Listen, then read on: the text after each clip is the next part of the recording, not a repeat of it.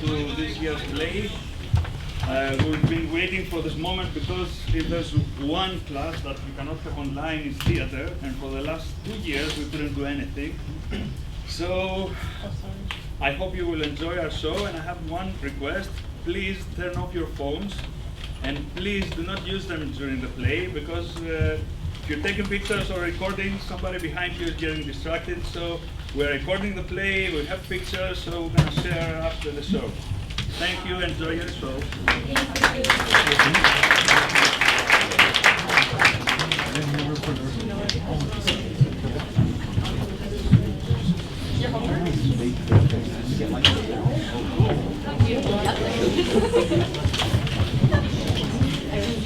Welcome, ladies and gentlemen, to this year's play. I really hope you all enjoy because we worked really hard on this throughout the year. Now, today you will be learning about the life of Galileo Galilei. And we will start by proving the Copernican system. It's the year 1609, when science's light began to shine. At Padua City, in a modest house, Galileo Galilei set out to prove that the sun is still and the earth is on the move. That the sun is still and the earth is on the move. That the sun is still and the earth is on the move! Ah, Ale. They're here! Now? Yes, now. But why didn't you tell me earlier? I thought you were ready. Okay, let's do it. Enjoy.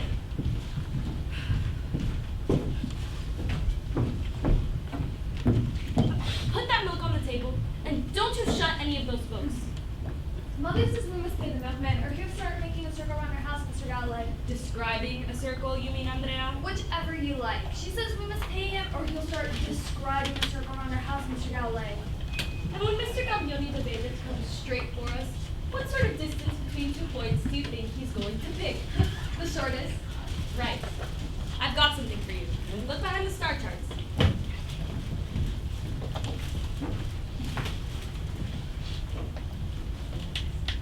What is it? That's an armillary sphere. It's a contraption to show how the planets move around the Earth, according to our forefathers. How? Let's examine it. Start at the beginning. Description? There's a small stone in the middle, That's the Earth. and around it there are rings, one inside the other. How many? 8. That's the crystal spheres. And there are little balls attached to the ring. The stars. And there are little bands with words on them too. What sort of words? Names of stars. Such as? The closest one is the moon, and the one right after that's the sun. What do you think of it? Well, I think it's great, but we're so shut in. Yes! I felt that the first time I saw one of those. Walls and spheres and immobility. For 2,000 years, people have believed that the sun and all the stars of heaven rotate around mankind. Pope, cardinals, princes, professors, captains, merchants, fishwives, and school kids thought they were sitting motionless inside this crystal sphere. But now, we're breaking out of it, Andrea, at full speed, because the old days are over, and this is a new time. For the last 100 years, mankind seems to be expecting something. Our cities are cramped, and so are men's minds. Superstition, the plague. But now the word is, that's how things are, but they won't stay that way. Because everything is in motion, my friend. I like to think that it began with the ships. As far as men can remember, they had always hugged the coast. But then suddenly, they abandoned the coastline and ventured out across the seas. On our old continent, a rumor sprang up. There might be new ones. And since our ships began sailing to them, the laughing continents have got the message. The great big ocean they feared is a little puddle. And a vast desire has sprung up to know the reasons for everything. Why a stone falls when you let it go, and why it rises when you toss it up. Each day, something fresh is discovered. Men of 100 even are getting the young people to bawl the latest example into their ear. There have been lots of discoveries, but there's still plenty left to be found out. So the younger generation should have enough to do. What does it the poets say? Early morning of beginnings, a breath of wind that cometh from the shores. And you better drink your milk soon, because people are sure to start writing. Have you understood anything that I told you yesterday? What, all that about copper knickers and turning? Yes. No, it's all very difficult, and I'm not even 11 till October. I particularly want you to understand it.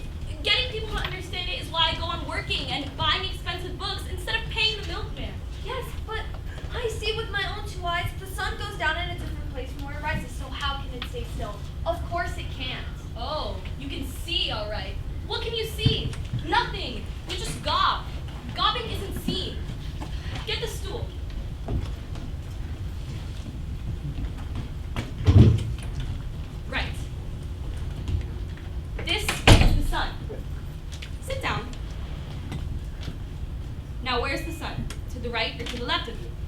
To the left. And how does it get to be on your right? By you carrying it to my right. Ugh, isn't there any other way? Not really.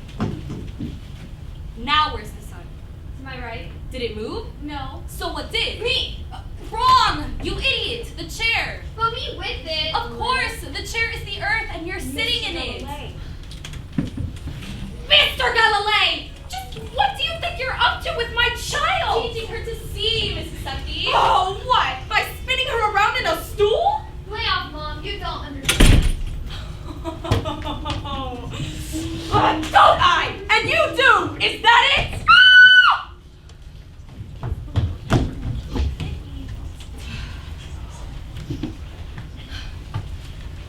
There's a young gentleman outside. Says he wants some lessons. Very well dressed and got a letter of introduction, too. God, you'll have Andrea believing 2 and 2 makes 5 any minute now, Mr. Galileo.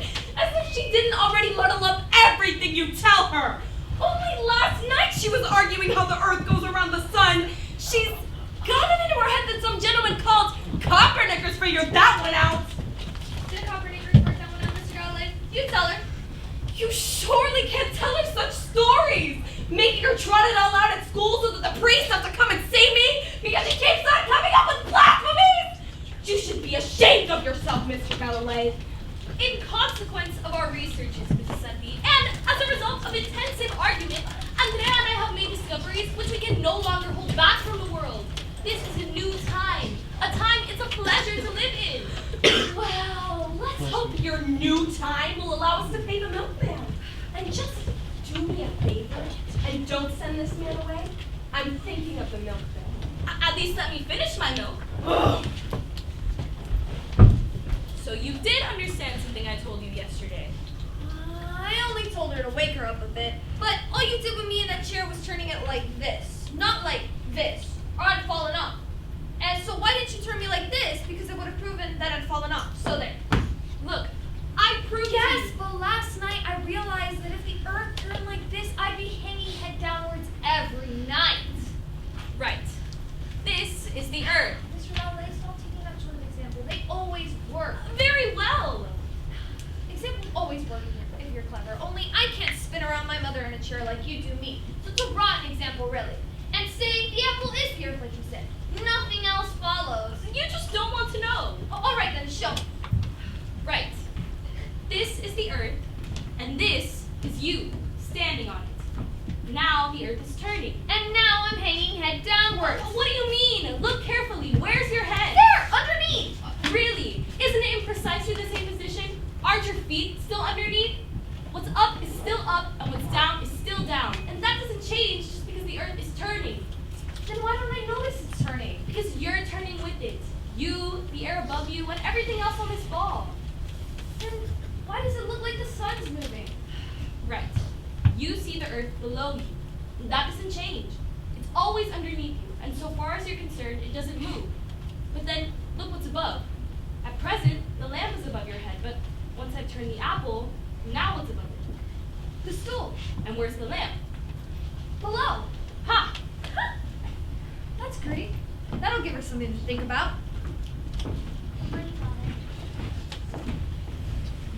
This place is getting like a pigeon loft. Good morning, sir. My name's Ludovico Marsili. You've been in Holland, Yes, and Worthy, we're all talking about you. and your family owns estates in La Campagna. Yes. Mother wants me to have a look-see, see what's cooking in the world and all. Private tuition. 10 school a month. Very well, Mr. Galileo. What are your main interests? Horses. I love horses. I love petting horses, riding horses, racing horses. I love horses. Ha! You see, I don't have the brains for science. In that case, it'll Mr. be Gal- 15 school a month. Very well, sir. I'll have to take you first thing in the morning. That'll be your loss, Andrea. You'll have to drop a course. You don't pay, see? Can I have the apple? Yes. You see, Mr. Galileo, you'll have to be patient with me. You see, I don't understand science, and I believe that it goes against a good fellow sound common sense. Take that queer tube thing that they're selling in Amsterdam. a green leather casing and a couple of lenses. One is supposed to magnify and one is supposed to reduce. Yeah, I've seen right through it. Anybody would just accept them as counsel out, but they don't. It just makes everything up here 5 times the size. What was magnified 5 times the size? Anything at a distance. Church spires, visions, your daughter. Did you yourself see church spires magnified in this way? Yes. And you said that this tube has 2 lenses. Did it look like this? How old is this invention? I would say ever since I left college, more than a couple of days. And why physics? Why not horse breeding? Mother says that you can't drink wine these days without a bit of science. And why not pick a dead language or theology? That's easier. Right. Come along on Tuesday morning. Thank you.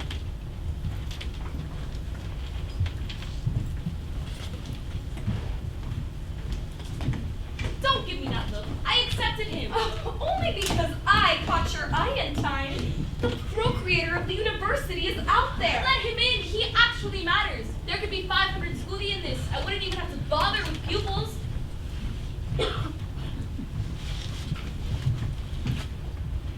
Good morning. Let us have a skulo.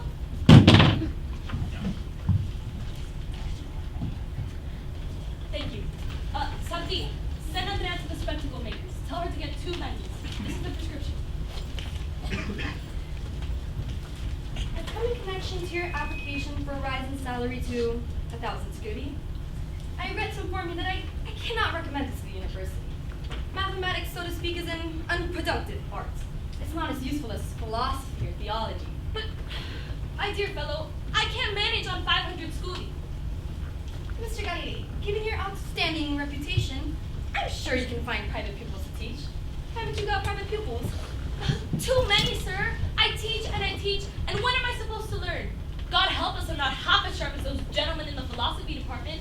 I'm stupid, so I'm compelled to fill the gaps in my knowledge. And when am I supposed to do that? When am I supposed to get on with my research?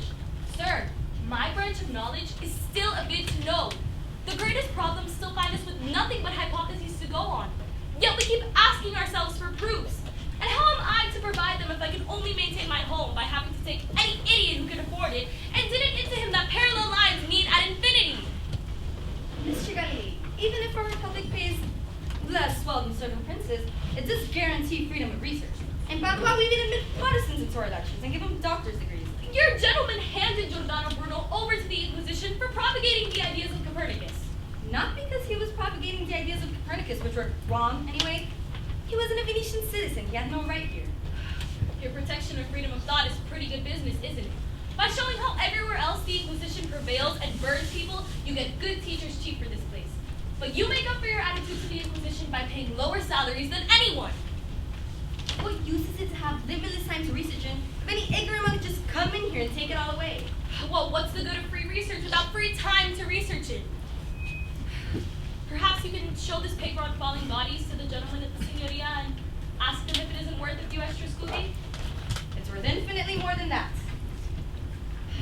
Not infinitely more, just a mere 500 scudi more.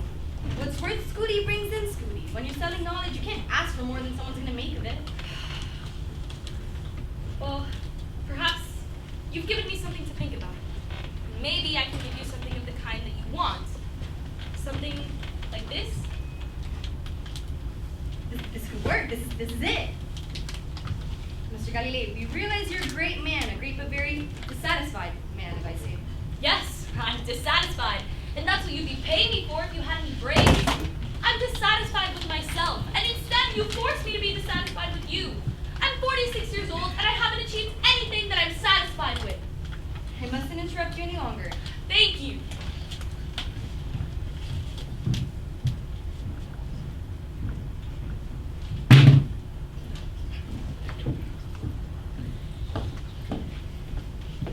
Why didn't you eat the apple?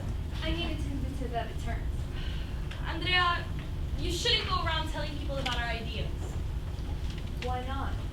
Because the big shots won't allow it. But it's the truth. But it's forbidden. And there's something more. We physicists may think we have the answers, but that doesn't mean we have the proof. Even the ideas of a great man like Copernicus still need proving. business. Your half scudo wasn't enough, so I had to leave my coat. I see. How are you going to manage without a coat this winter? What's hypothesis? It's when you assume something's true, but you haven't any facts. Faced with the stars, we're like dull-eyed worms who can hardly see at all. We've been relying on hopelessly old and rickety structures, lots of laws that explain very little, whereas our new hypothesis has very few laws that explain a lot. Have a look through this. I want to be a physicist too, Mr. Galileo. Well, that makes sense, considering the 1,000,001 questions in our field still left to be answered. Holy Mary! It's all quite close. I can even see the copper bells of the campagna. I can even read the copper letters. Grazie a Dei. That will get us 500 scudi. No one leaves this guy alone. I mean, he's always in his work, he's always getting questioned by people, but that is how his life went. Now, you guys saw Andrea. I have a feeling you guys are gonna like her a lot. Moving on, Galileo's going to present you all his new invention, but it's not actually his. See, no one's virtue is complete. The great Galileo loved to eat. You will not resent, we hope, the truth about his telescope.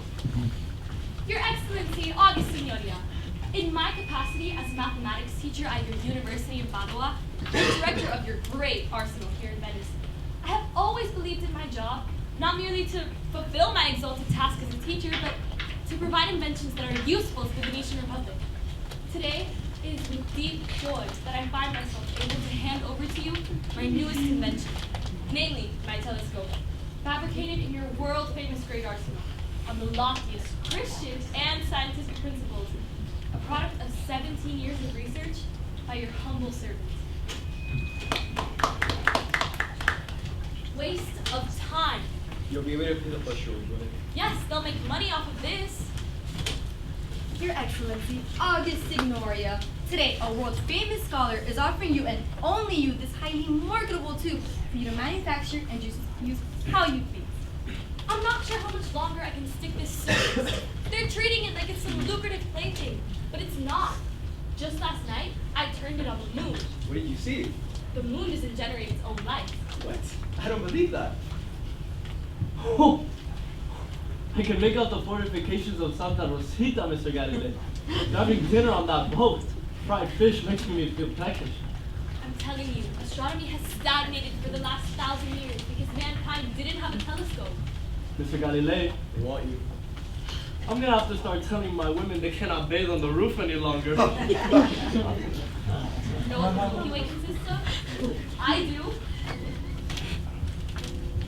One can ask 10 scudi for a thing like that, Mr. Galileo. Father Ludovico wishes to congratulate you. I congratulate you, I've improved it. sir. I see. You've changed it. I'm even beginning to wonder if I might be able to use it to prove a certain theory. What's your stuff, Galileo? Of course, I'm skeptical about jumping to conclusions. Mr. Galileo, your 500 scudi are in the bag. Ah, yes, the 500. Your Excellency, The Dodge. Are you satisfied, Your Excellency? I'm afraid we're going to need some more printers before the city files can do anything for our scholars. okay, but what other incentives can there be? We need that pretext, Mr. Galileo. Well, how was that? Seemed alright to me. What's the matter? I suppose if it was the same color, it would have been just as good. It strikes me that they're all very pleased with Father. And it strikes me as a thing or two about science. Can't you see I'm working here? Did you guys see Virginia and Ludovico? I think they make a fantastic couple. Whew. Anyways, continuing on, Galileo observes the celestial phenomenon, this beautiful telescope, but his friend Sagredo thinks he might be taking things a little bit too far. It is January 10th, 1610, and Galileo abolishes heaven. The crescent's edges are regular, jagged, and rough. In the dark areas, see some bright spots. And the light starts from these spots and flows outward over bigger and bigger surfaces. It merges into a larger luminous part. What's your explanation of these bright spots? It shouldn't be possible. It is. They're mountains. On a star? Huge mountains, whose peaks are gilded by the rising sun while their surrounding slopes are still covered by night. What you're seeing is the light flowing down into the valleys from the topmost peaks. That goes against 2,000 years of astronomy. It does. What you're seeing has been seen by no other mortal except myself. You are the second. But the moon can't be an Earth complete with mountains and valleys, any more than the Earth can be a star. The moon can be an Earth complete with mountains and valleys, and the Earth can be a star. An ordinary celestial body, one of thousands. Take a closer look. Does the dark part of the moon look completely dark to you? No. Now that I look at it, I see a feeble, ashy gray light all over it. And what sort of light might that be? What do you mean? It comes from the Earth. That's nonsense. How can the Earth produce light with all its waters and forests and mountains? It's a cold body. The same way that the moon gives off light. They're both lit by the sun, and so they give off light. What the moon is to us, we are to the moon. It sees us sometimes as a crescent, sometimes as a half moon, sometimes full, and sometimes not at all. You're saying there's no difference between the moon and the Earth? Apparently not. 10 years ago in Rome, they burned a man at the stake for that. His name was Giordano Bruno, and that's exactly what he said. And that's exactly what we can see. Keep your eyes glued to the telescope, Sagrado, my friend. What you're seeing is that there is no difference between heaven and earth. Today, the 10th of January, 1610, mankind can write in its diary, got rid of heaven. It's frightful. There's something else I've discovered, perhaps more appalling still. Mr. Galileo, do you mind if I speak to you alone? Mr. Sagrado can listen to anything I can listen to, Mr. Beauty. Right. Yeah, that's the famous contraption. You might as well just throw it away. It's useless, utterly useless. Why is that? Are you aware that this little invention of yours can be found on every street corner in Italy? There's a Dutch merchant unloading 500 of those telescopes at this very moment.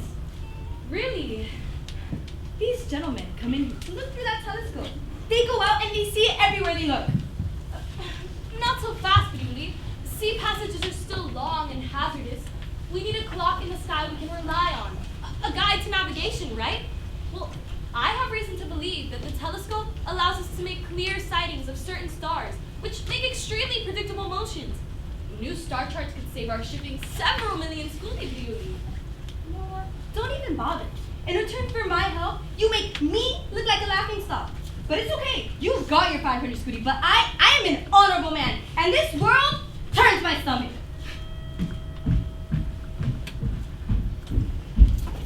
He's really quite likable when he's angry. Did you hear that?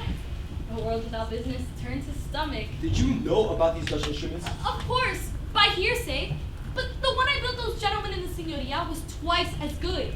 How am I to continue working with the bailiffs in the house? And Virginia will soon have to have a dowry. She's not bright. And I like buying books about things other than just physics. And I like a decent meal. You know the good meals are when I get most of my good ideas. A degraded age. Sure, I managed to squeeze 500 scudi off of them, but I've still got debts. Give me 5 years off to research, and I'd have proved it all. I'm going to show you another thing. You must have been not all that remote from fear, Galileo. What you're seeing is one of the shining milk-white clouds of the Milky Way galaxy. Tell me what you think it's made up of. They're stars. An infinite number of them. In Orion alone, there are 500 fixed stars. Those are the countless other worlds, the remote stars the man named Byrne talked about. He never saw them, he just expected them to be there. But even assuming the Earth is a star, that's still a long way from Copernicus' view that it goes around the sun. There isn't a single star in the sky with another star going around it. But the moon does go around the Earth. Sagrado, I wonder. I've been wondering since the day before yesterday. Here, we have Jupiter. Round it, there are 4 smaller neighboring stars, which are only visible through the tube. I saw them on Monday, but without bothering to know their position. Yesterday, I looked again. I could swear the position of all 4 had changed. They've changed again. What's this? I saw 4. Have a look. I can only see 3. Where's the 4th? We must work out what sort of motions they might have performed.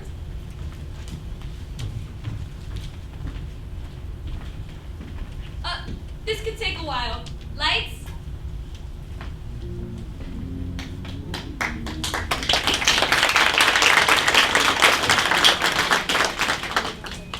That's it. That's the proof. The 4th one can only have gone behind Jupiter where it can't be seen. So you've 1 star with another one going around it. What about the crystal spheres Jupiter attached to? Yes. Where have they got to? Jupiter fire can't be attached if there's another star going around it. It's not some crop in the sky, some base in the universe. It's another sun. Calm down, Galileo. You're thinking too quickly. What do you mean too quickly? You're seeing something no one has ever seen before. They were right. Who? Copernicus and his lot? And the other fellow. The whole world was against them and they were right. Andrea must see this. Mrs. Sarti! Don't get worked up, Galileo. Get worked up, Sagredo. Mrs. Sarti! Stop bellowing like an idiot. Stop standing there like a stuffed dummy when the truth has been I'm found. not standing like a stuffed dummy. I'm afraid that might be the truth. Huh? Have you completely lost your mind? Don't you realize the trouble you'll get into when you see that it's true? And if you go around telling everyone that the Earth is a planet and not the center of the universe? Oh, and that our tiny little Earth isn't at the center of everything. Anybody could have guessed. In other words, that's just a bunch of stars. Then where's God? What do you mean? God! Where is God? Not there anyway, any more than he would be here on Earth. Suppose there were creatures out there looking for him. So where is God? I'm not a theologian, I'm a mathematician. First and foremost, you are a human being, and I'm asking you, where is God in your cosmography? Within ourselves or nowhere. Like the man they burned said? Like the man they burned said. That's exactly what they burned them for, less than 10 years ago. Because they couldn't prove it, because it was just a hypothesis. Galileo, ever since I've known you, you have known how to cover for yourself. For 17 years here in Padua, and 3 more back in Pisa, you've been patiently teaching the Ptolemaic system proclaimed by the church. And just like Copernicus, you thought it was wrong, but you still taught it just the same. Because I couldn't prove it. And do you imagine that makes any difference? That makes a tremendous difference. Sagredo, I believe in humanity, which means to say I believe in human reason. If it weren't for that belief, I wouldn't have the power to get up out of bed. Well, let me tell you something. I don't. 40 years spent among human beings has shown me that they are not open to reason. Show them a comet with a red tail, scare them out of their wits, and they'll flee their houses and break their legs. But you try showing them one rational statement, back it up with 7 proofs, and they'll just laugh at your face. That's quite untrue, and it's slander. I don't see how you can love science if that's what you believe. How can you imagine their pathetic shrewdness has anything to do with reason? I'm not talking about their shrewdness. I know that they call a donkey a horse when they want to sell it, and a horse a donkey when they want to buy. That's the kind of shrewdness you mean. But the old woman who gives her horse an extra bale of hay before a long journey, or the little boy who puts on his cap because they've told him it's going to rain, those are the people I pin my hopes to, because they all accept proof. No one can go on watching me drop a pebble and say it doesn't fall. The lure of proof is too great. Thinking is one of the chief pleasures of the human race. Do you want something, Mr. Galileo? Yes, I want Andrea. Andrea, she's asleep in bed. Can't you wake her? What do you even want her for? She's to see something that no one but the 2 of us has seen since the Earth was made. Let me guess. Something more through your tube? Yes, something more through my tube, Mrs. Sarti. And I'm to wake her up in the middle of the night for that? Are you out of your mind? She's got to have her sleep. I wouldn't even think of waking her. Definitely not. Definitely not.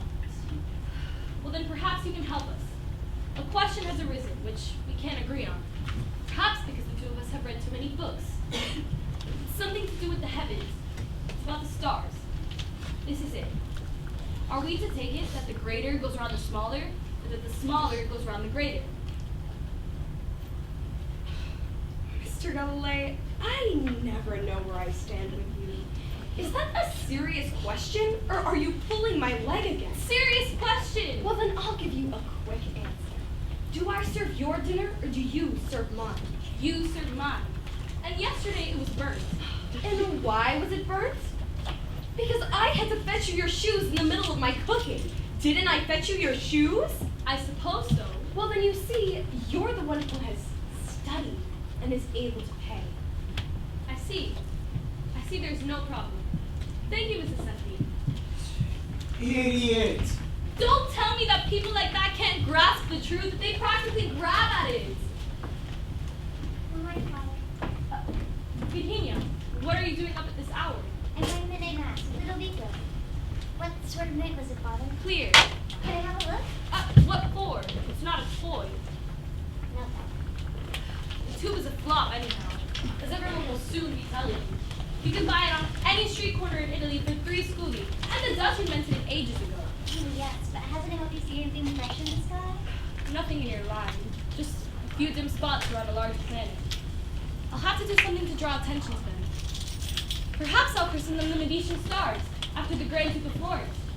It might interest you to know, Petunia, we may be moving to Florence. I've written to the court to see if they'll have me as their court mathematician. At court? Galileo? My dear friend, I'll need time off. I need proofs. And I want the flesh pots. What I've got right now are just wretched odds and ends. I can't take on the whole world with that. But I'm going to produce the proofs. For everyone, from Mrs. Sarti all the way down to the Pope. What worries me is whether or not they'll have me. Father, of course they're gonna have you with your new proofs and everything. They're gonna have you. Run along to your mass.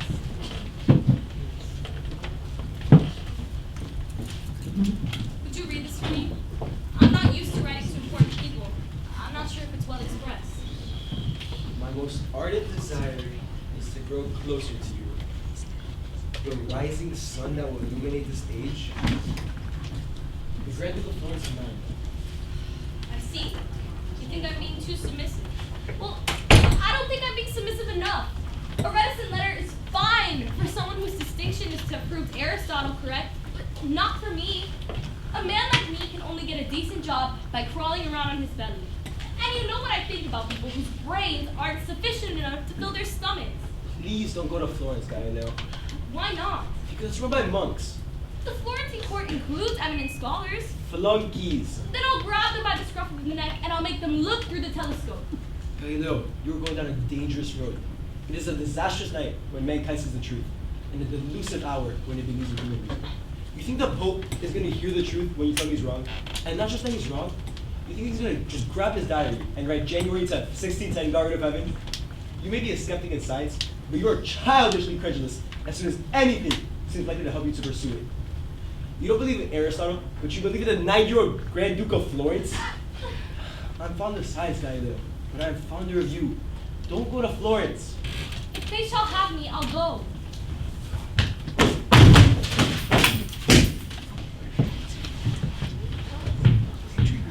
Continuing on, Galileo traded the Venetian Republic for the court of Florence. But the court scholars aren't easily convinced. See, the old says, what I've always done, I will always do. And the new says, if you're useless, you must go.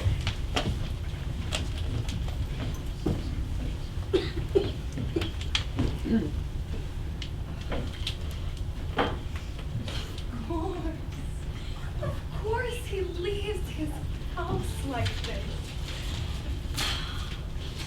Papers everywhere. He doesn't care. He just doesn't care. All about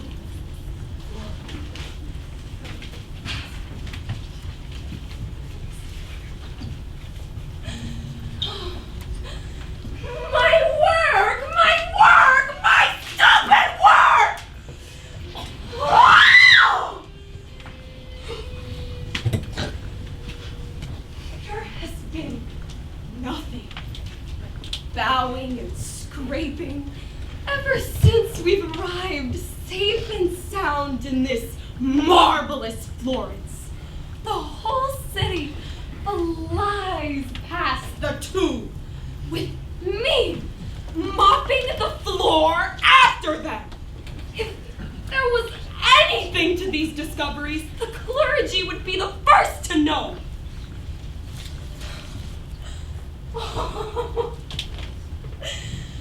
I spent 4 years in service with Monsignor Filippo, and I was never able to get his entire library dusted.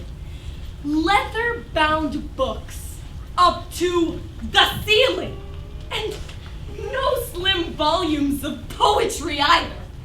And that good Monsignor had a whole cluster of sores on his bottom from sitting and poring all over that learning. Do you imagine a man like that who doesn't know the answers? And today's grand visit will be such a disaster that I won't even be able to meet the milkman's eye tomorrow. I knew what I was about when I advised him to give the gentlemen a proper supper first, a proper joint of lamb before they inspect his tomb. But no, I've got something else for them. He's already here.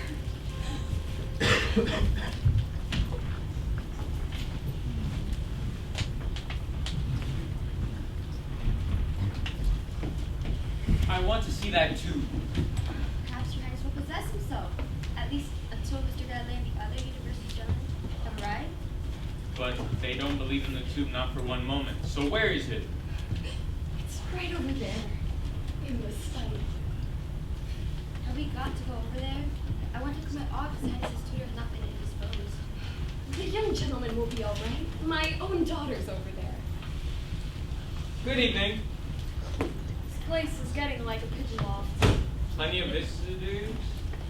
Something around here staring and don't even know the first thing. Is that the... Yes, that's it, but don't touch it. Oh. And what's that? That's Ptolemy's thing. Showing how the sun goes around, is that it? So they say.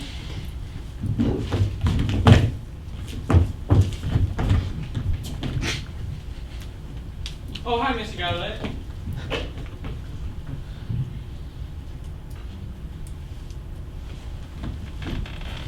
But it's really like this. What's like this? That's how they say it is, and this is how it really is. The Earth goes around the sun. Get it? Do you really mean that? Sure, it's been proven. Indeed. They don't believe it, do they? Of course they do. Just hand that one over. You can't even understand that one. Why should you have two? Just give it back. It's not a toy for kids. You need to learn some manners, you know? You're an idiot. And to hell with manners. Just give it back. Hands up!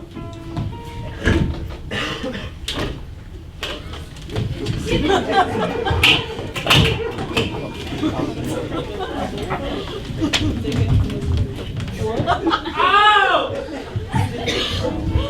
Same time or I'll bash you. It's broken already. You're twisting my hand. I'll teach you how to handle a motor properly. Same packs. Shan, stop it, Smelly. I'll teach you manners. Smelly? Who are you calling smelly? There's nothing whatever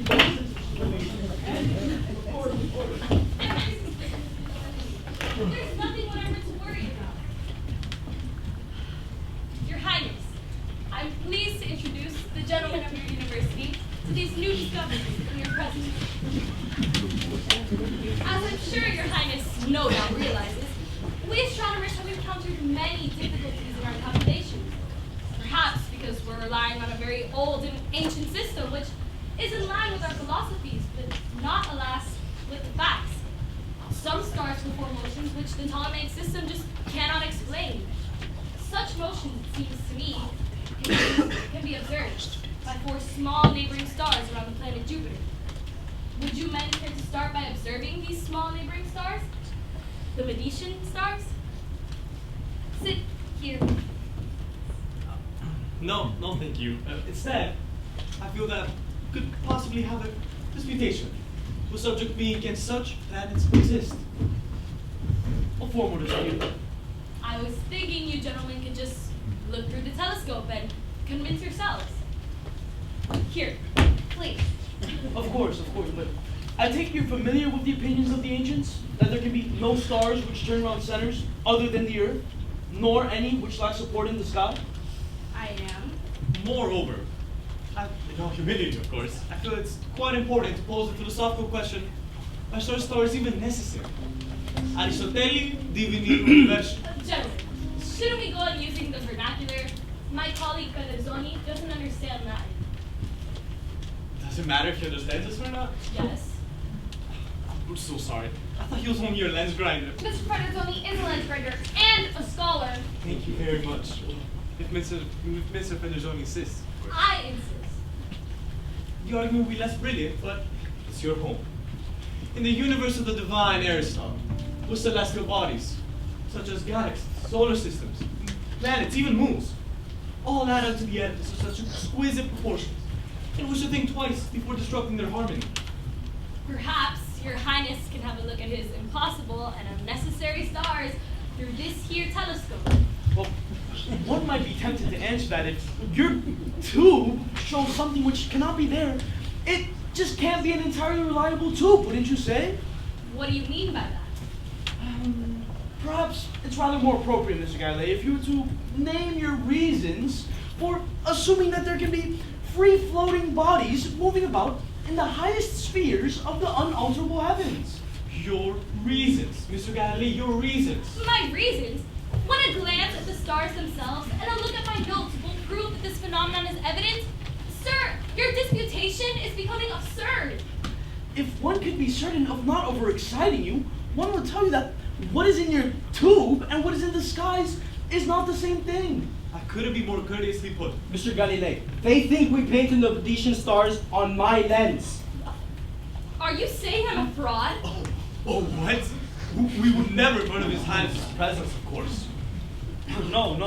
We would do no such thing, but your instrument, I mean, I don't know whether to call it your brainchild or your adopted brainchild, but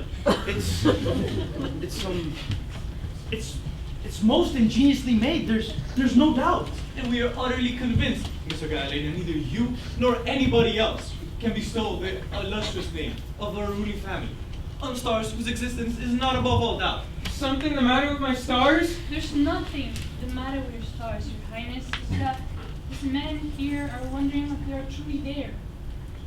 I'm told you can actually see the wheels on the cloud. Yes, you can. If these idiots were to just look through it for once, you can see all kinds of things on the wall. Well, are you gentlemen going to look through it or not? Of course. They're stupid! You're stupid! You're all stupid! Trio, what's the matter with you? A lamentable girl. Your Highness, gentlemen, may I request that the stay focused and start in just 3/4 of an hour? Please, hurry it up. Thank you. Listen, let's not beat about the bush. Sooner or later, Mr. Galileo is going to have to reconcile himself with the facts. Those Jupiter satellites of his penetrate the crystal spheres, and it's impossible. It's as simple as that. You'll be surprised. The crystal spheres, they don't exist. Any textbook will tell you otherwise, my good man. Right. Then let's have new textbooks. My dear, my distinguished colleague and I are supported by none less than Aristotle. Gentlemen, to believe in the authority of Aristotle is one thing. Tangible facts are another. You are saying that, according to Aristotle, there are crystal spheres out there, so certain motions just can't take place because they would penetrate them. But suppose those motions could be established. Wouldn't that prove to you then that the spheres don't exist? Gentlemen, with all humility, I'm asking you to go by the evidence of your eyes. My dear Galileo, I may strike you as seemingly old-fashioned, but I've been in the habit of reading Aristotle now and again, here and there. Believe me when I say this. I trust the evidence of my eyes. I'm used to gentlemen of various faculties shutting their eyes and pretending that nothing has happened. I produce my observations and everyone laughs. I built them a telescope so they can see for themselves and everyone quotes Aristotle. Aristotle never had a telescope. Yes! That's just it! If you are going to drag Aristotle's name into the mud like this, I'm not going to have it! This is a waste of my time! Basta!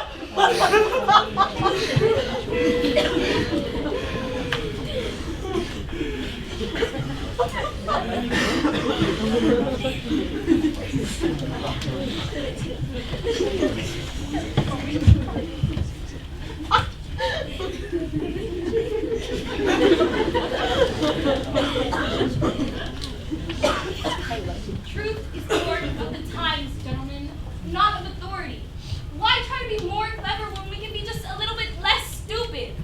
I've had the unimaginable luck of coming across an instrument which allows us to see one tiny corner of the universe a little bit, but not all that much better. Please, let's make use of it. Listen, you guys are teachers. You have to make the questions.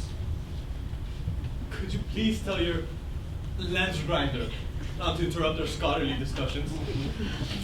Your Highness, at night all over Italy, men are turning their telescopes up to the sky. Sooner or later, they're going to start to realize that there's a lot more out there than they thought there was. And it's your duty to confirm this. Gentlemen, please, let's not fight for questionable truths.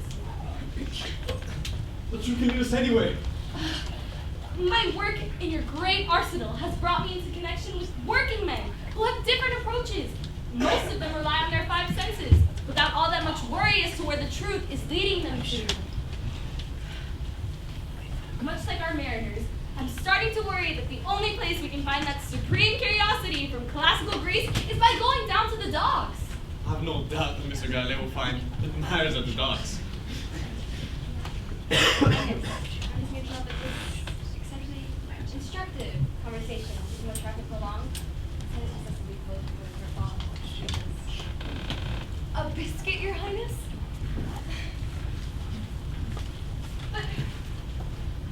But all you gentlemen had to do was look through the telescope. Well, in a sense, he's not wrong. That is all they had to do. I mean, it's not that hard. Now, I was thinking, after this scene, I really just wish that I had someone to treat me the same way that the philosopher and the mathematician treat each other. But that's just me.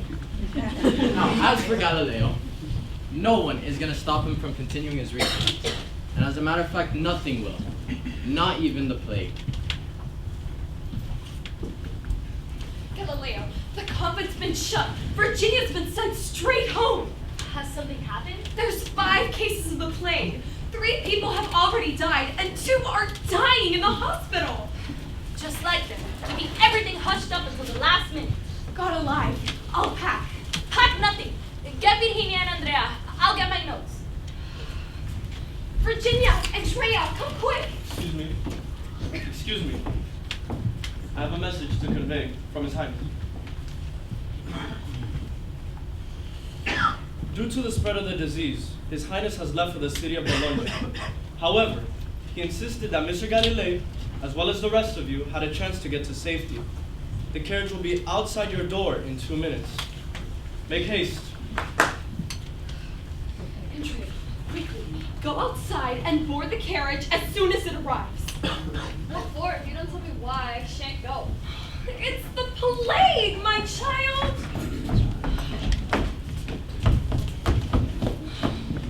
Mr. Galileo, are you ready? Put Virginia and Andrea in the carriage. I won't be a moment. Mr. Galileo, you know that the coachman can't wait! I don't think I should go, Mrs. Sarti. It's all such a mess, you see. 3 months worth of notes, which I might as well just throw away if I can't spend another night or 2 on them. Besides, the plague is all over the place. Mr. Galileo, we must go now! You're crazy! What are you still doing here? You're going to miss the children's carriage. I will send Virginia and Andrea off, but I have to stay. If I don't, who will see to it that you get your meals? You're crazy! Staying in this city in order to cook? Don't take me for a fool, Mrs. Sarti. I can't abandon these observations. I have powerful enemies, and I must collect proofs for certain hypotheses. You don't have to justify yourself, but this isn't exactly reasonable.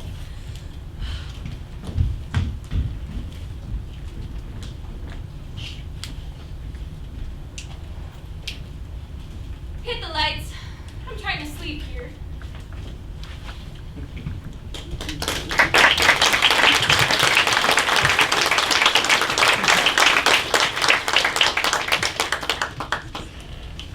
Oh my god!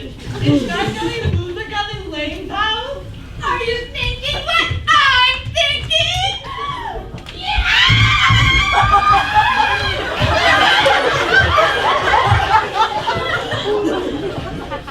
Oh my god! Look at this mess! Can you imagine being his housekeeper? I don't think I can handle this. I think I'd kill myself. You know, I think you should! And I'll help you! You'll go to a better place! And you know his daughter, the one with the This funny horse yeah, guy. oh my god, she can tolerate that, but she can't tolerate her own father! Embarrassing. So embarrassing! You know, my husband, he actually told me about these balls. Oh yeah? Yeah? Yeah? Yeah? Yeah, well my hubby, he told me that the greater actually goes around the smaller. Well, my husband, everything told me that the sun actually goes around the earth Oh, yeah? Well, that's the same thing, you stupid donkey. And my super duper everything told me that any loser thinks God is either within us or nowhere.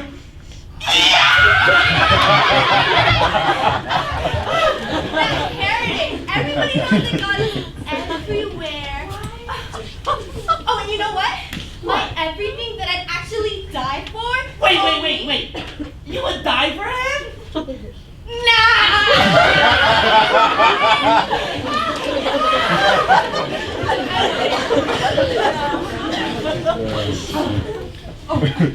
He's always doing all this stupid work, and it's never even right. You know, that's why he doesn't get any. Girl, who are you to talk? When was the last time you got any? I don't know, Tiffany. Why don't you ask your husband? Brittany, you're such a bitch! Not time! Tiff, come back!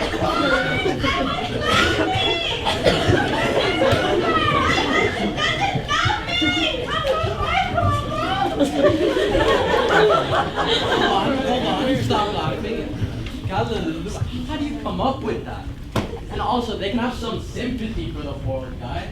I mean, he's always working, he's in his office, he's not doing anything wrong. And he's only finding out new inventions, and sure, he goes against the church, but... Sorry, it just upsets me that they treat him like this. Anyways, the Vatican Research Institute is supposed to confirm Galileo's findings. See, things do indeed take a wondrous turn, where learned men do stoop to learn. Clavius, we are pleased to say, upheld Galileo. What's with all the laughing?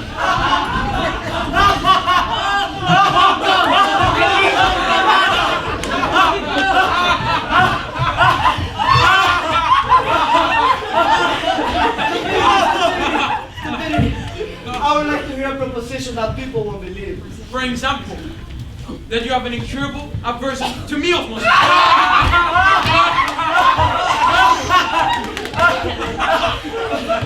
But they believe that. You see, things have to make sense to be disbelieved. That Satan exists, that's perfectly down. But that the air spins around, that's really alright.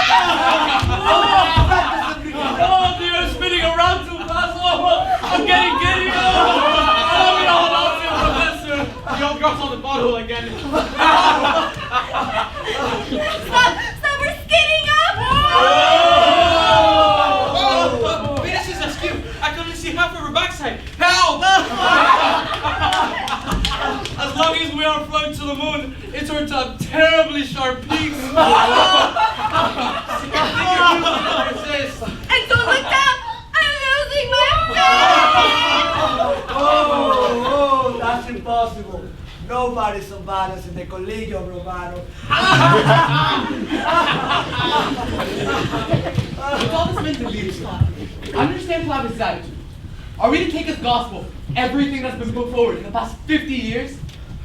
In 1572, for example, a star was discovered in the 8th and highest sphere. Only for 16 months later, it's gone.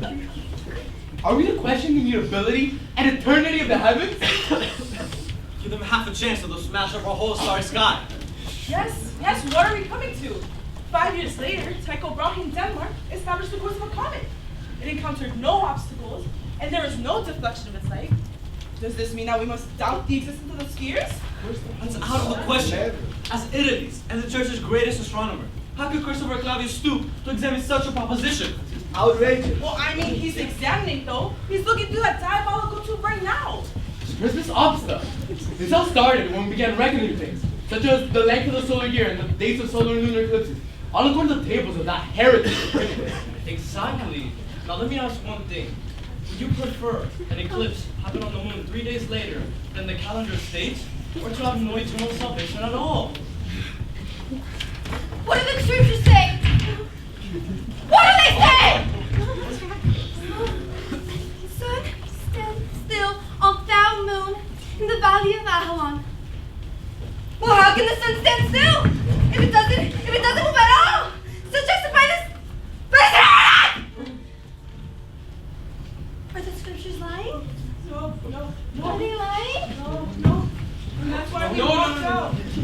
phenomena that bring trouble to astronomers, but does mankind have to know everything? They degrade humanity's dwelling to a place of a wandering star. Men, plants, and animals in the kingdoms of the earth get packed on a cart and driven in a circle around an empty sky. Heaven and earth are no longer distinct according to them. Heaven, because it is made of earth, and earth because it's just one more heavenly body. There's no difference between top and bottom, between eternal and ephemeral. That we are short-lived? We know we are short-lived. But now, they want to tell us that heaven is short-lived too? Wait till they say men and animal are not distinct either. Man himself is an animal. There's nothing but animals.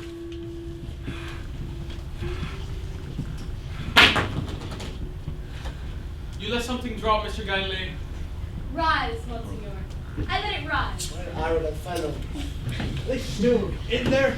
Can't they settle the trivial matter more quickly? I am told, focus on showing us astronomy. I am told this Mr.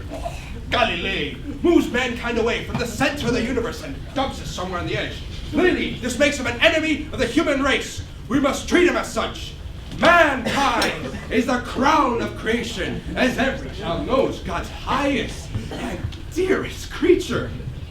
How could he take something so miraculous, the fruit of so much effort, and lodge it on a remote, minor, constantly elusive star? Would he send his son to such a place? How can there be people so perverse as to pin their faith to these slaves on the multiplication table? Which of God's creatures would stand for anything like that? The gentleman is present.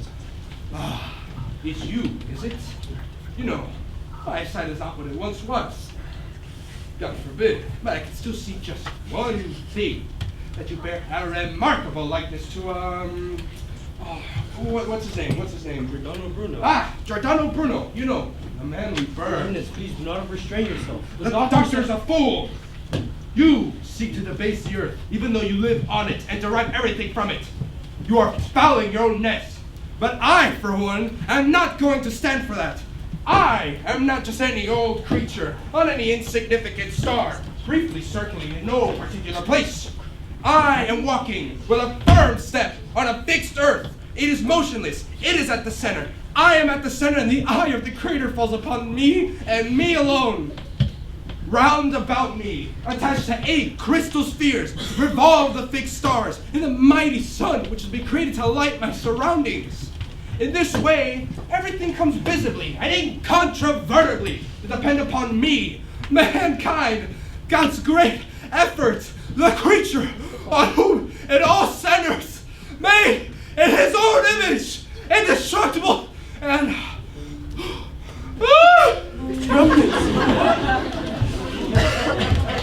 His Eminence has overstrained himself. He's right.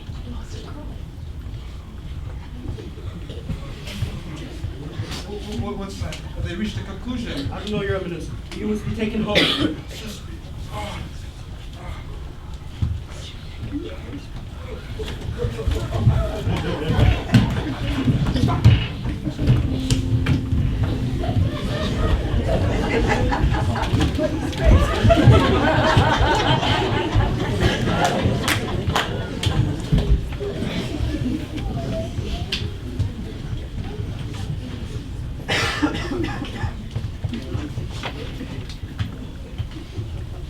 Mr. Galileo, before he left, Father Claudius said, now it's up to the theologians to work out the movements of the heavenly bodies once more.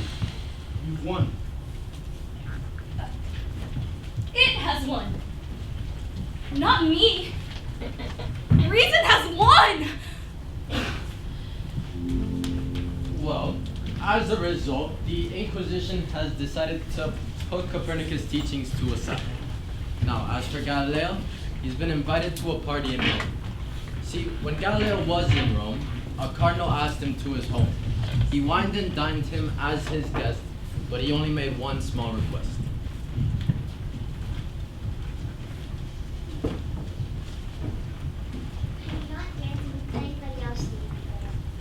smell those shots undone. Let me get that for you before anyone sees it. Feeling her, Father. It's thumping. But beautiful. You'd better, or else they'll go back to wondering whether or not it turns. Of course it doesn't turn, Mr. Galileo. All of Rome is talking only of you, but after tonight, they will be talking only of your daughters. It's supposed to be easy to look beautiful in the Roman spring. Even I shall start looking like an overweight Adonis. I'm to meet here, with His Eminence, the Cardinal. Go off and enjoy yourself.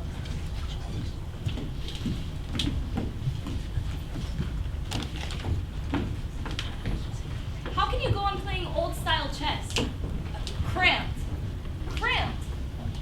Nowadays, the play is to let the pieces roll across the board. The rooks, like this, the bishops, like that, and the queen, like this, and like that. That way, you have more space, and you can plan ahead. But that wouldn't go with a small salaries. You see, us simple men can only make moves like this, that too. You've got it quite wrong, gentlemen. One can't spend their life hugging the coast. Sooner or later, one has to venture out. Rome. A large party? Oh, that's the first carnival since the plague year. All of Italy's greatest families will be represented there. Nicolai, Colombinis, Your Eminence, Colonels Barberini and Bellarmine. Just begin, shall we? The sun also ariseth, and the sun goeth down, and hasteth to his place where he arose. So says Solomon. What does Galileo say? Gentlemen, when I was so high, I stood atop a ship and I said, "The shore is moving away." But today I realized the shore was standing still, and the ship was moving away. Ingenious! Ingenious! What I see, Bellarmine. In other words, the rotation of the starry heavens is not necessarily true. Witness the ship and the shore.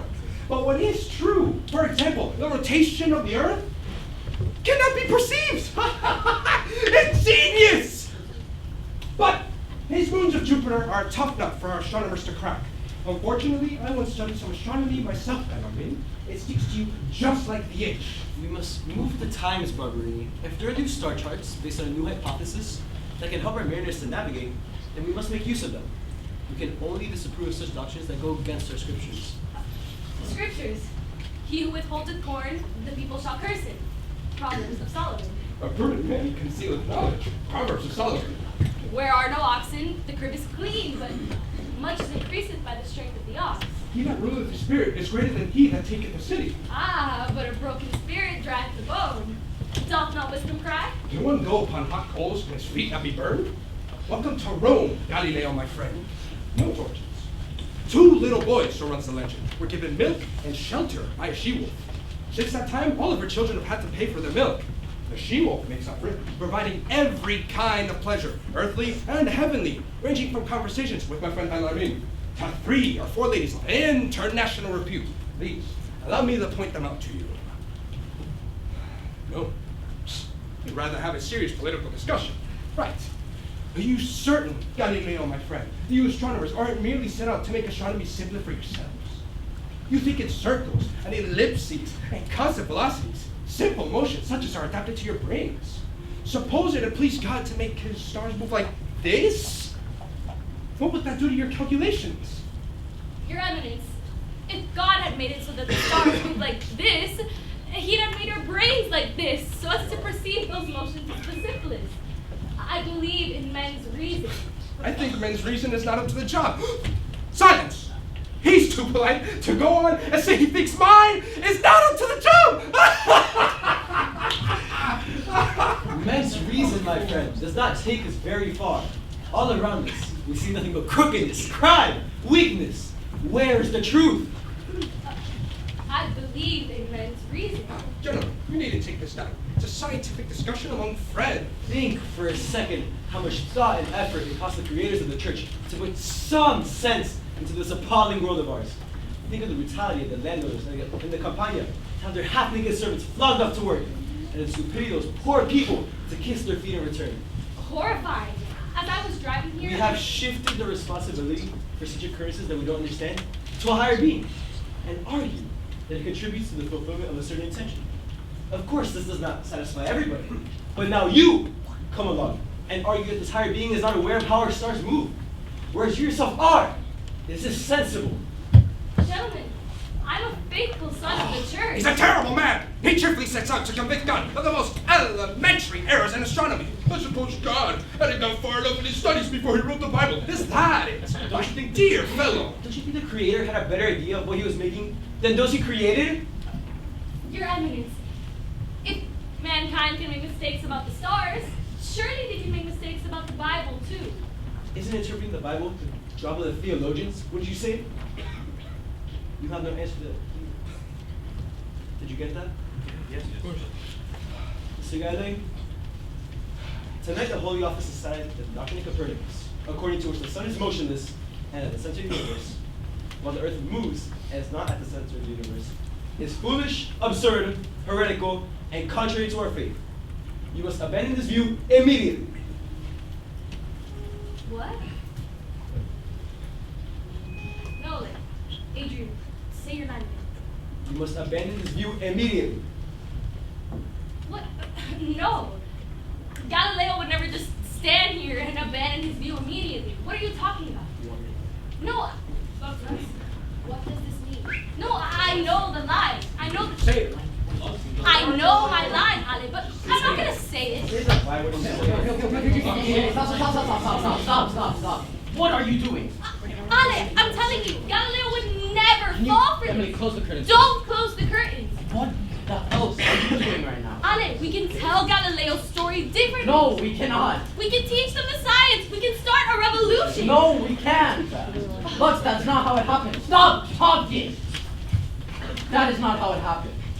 But, Ale, it just doesn't make sense for his character. He would never do that. Lux, it doesn't matter what he would or wouldn't do. Clearly he did. It's history, Lux. You can't change that. Okay, well, I'm not gonna do it that way. Lux, you haven't done this in the past 6-7 months. You put up with this. So what? I'm doing it now. No one wants to see the story of a teenage girl just change history. Okay, no well, one cares. I'm not gonna do the line if that's what you want. Then don't. Then don't. Okay. I will. You. Yes, I will. You're gonna be Get out. Galileo. Oh, okay. Fine. Go ahead. You can be Galileo since you think that it's so easy. Woo! Go Lux! Shut up.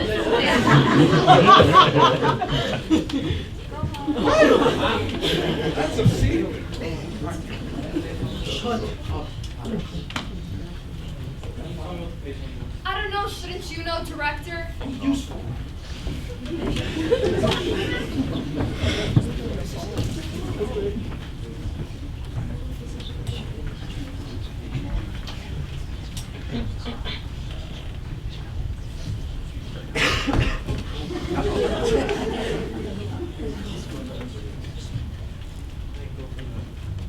Go, come on. You must abandon this view immediately. What does this mean? In the facts, I understand that the Collegium Romanum had approved my observations. And expressed with complete satisfaction in terms very flattering to you. But the moons of Jupiter, the phases of Venus, The Holy Congregation took its decision without going into such details.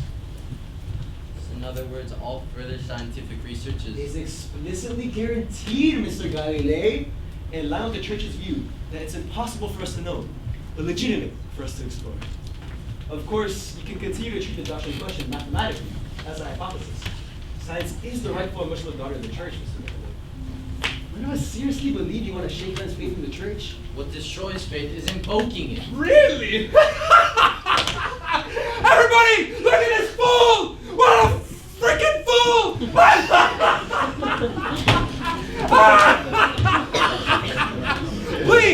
Please, don't take the baby out of the bathwater, Galileo, my friend. We need you more than you need us. I cannot wait to introduce you to the greatest mathematicians to the Commission of the Holy Office, who has the highest possible esteem for you. At which he turns himself back into a lamb. You too, my dear fellow, I'd really have come disguised as a good, orthodox thinker. As my own master permitted me certain freedoms to this day. Dressed like this, I might be heard to murmur, if God didn't exist, we should have invented. Ha! Right. Let's head back to the party. I'm sure you must make some friends, Mr. Galileo, seeing as you don't have any. Well, would you look at that? Relax, stop it. Enough. Okay, I'm sorry about this. We have to give Alejandro some time to learn his lines. We're gonna be back in 10 minutes. Relax, I'm gonna talk to you.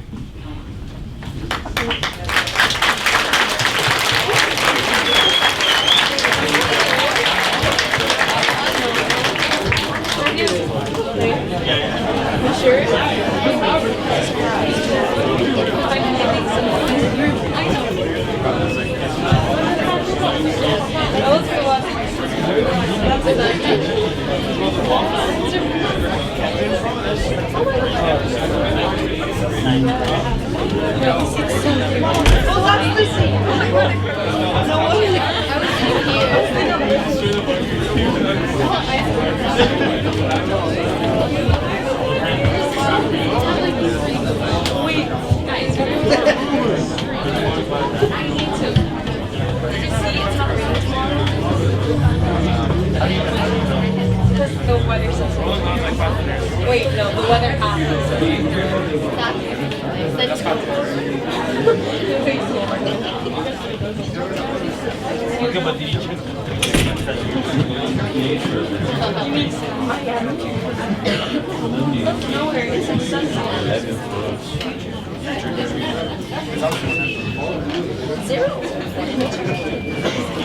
Sun all day. The opposite.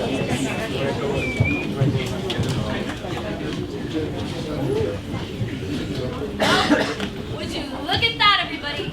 This is exactly what I was trying to avoid. Now Galileo's been totally screwed over and humiliated by the Catholic Church. But I guess that's fine with Ale. They're here to see his story. Yep, shut up. Whatever. It's all good though. Because Ale, feeling kind of down, decides to consult with his very fat friend.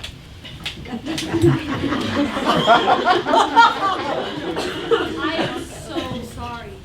Did I just say fat? I meant Ale's very special friend. Galileo feeling good, a young monk came to visit him. The monk was born of common folk. It was of science that they spoke. Go on, go on. Now that you're working to the right to say whatever you'd like. I studied mathematics, Mr. Galileo. Yeah, that might come in handy if it led you to admit that 2 and 2 makes 4. I haven't been able to sleep. I can't reconcile myself with the decree I had read about Jupiter's moons. Today I decided to say an early mass to come speak with you. To tell me that Jupiter has no moons? No!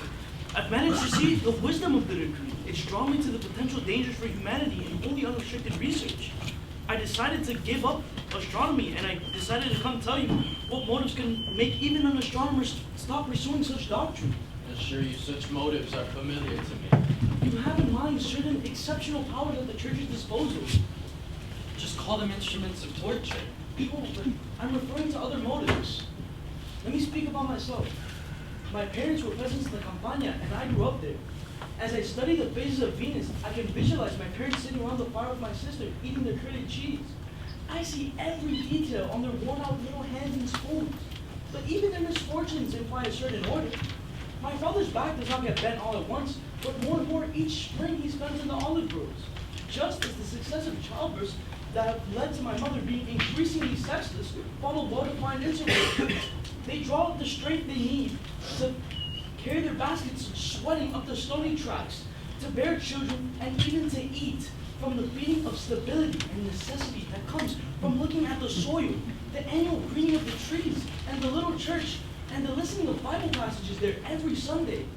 Their whole lives they've been assured that God's eye is always on them, probingly, even anxiously, so that they can prove themselves in their greater or lesser roles.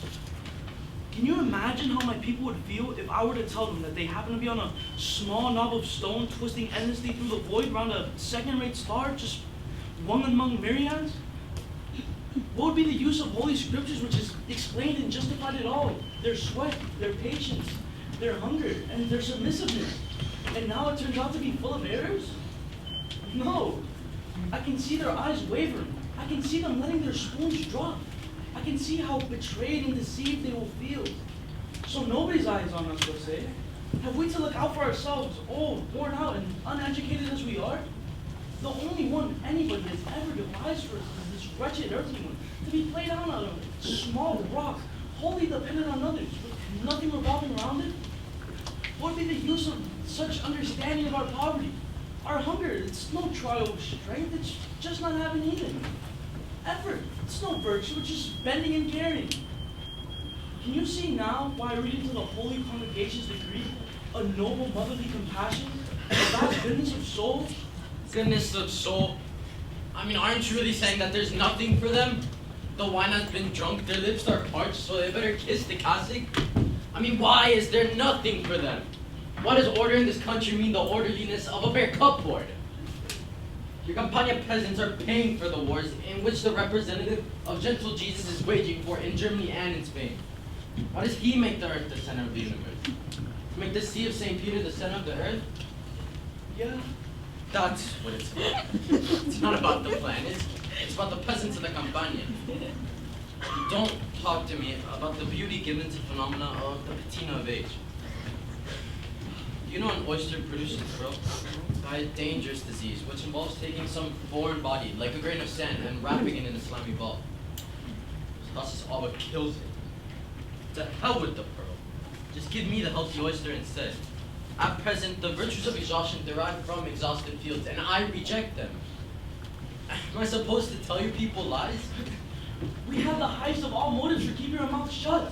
The peace of mind of the less fortunate. Would you like for me to show you the signal Cardinal Bellarmine's coachman brought round this morning? Sir, authorities are rewarding me for not disturbing the peace of mind of people like your parents. If I were to be kept shut, my motives would be thoroughly low ones. An easy life, freedom from prosecution, and so on. But Mr. Galileo, I am a priest. Yeah, and you're also a physicist. And you can see that Venus has phases. Look out there. Can you see the priapus on the fountain next to the laurel bush? God of gardens, birds and thieves, rich in 2,000 years of bubolic indecency. Even he was less of a liar. Okay, let's drop it. I too am a son of the church. But have you read the 8th satire of Horace? I've been rereading it again lately. It acts as some sort of counterweight. He says, stump of a big tree uses kind of wood. Was at once then the carpenter not sure whether to make a priapus or a stool, opted for the god. To imagine ton horse, not to mention a stool, or to put a table in the poem instead? Sir, it offends my sense of beauty if my cosmogony has a Venus with no phases. I can't calculate the course of flying bodies, just like I can't explain why witches travel on broomsticks. But don't you think that the truth will get out without us, just so long as it's the truth? No, no, no! The only truth that gets through is the one we force through.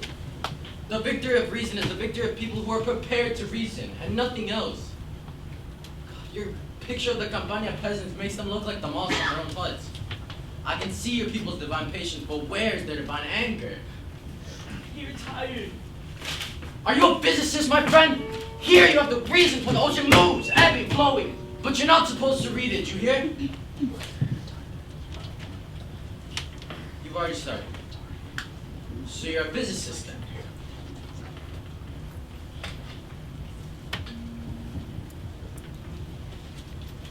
I don't understand this. I'll explain it to you. For somebody who supposedly can't keep his mouth shut, that's exactly what this Galileo decides to do for 8 years. At least until a new pope comes along. Not just a pope, but a scientist, and encourages him to expand his research on one of the most absolutely important and so forbidden topics, the sunspots. 8 long years with tongue-in-cheek of what he knew he did not speak. But then temptation turned too great, and Galileo challenged fate. Silly monsters of love. Look, this one is for entertaining and belong to you. Who really even likes entertaining? But it's got to be me though, because this mother can spot every squeeze thread. She doesn't like Father Tibbetts, nor does Father Christopher. Well, he hasn't written a book in years. I think he realizes that he was wrong. A very high-trained person in Rome told me all about astronomy. The distances are simply too great.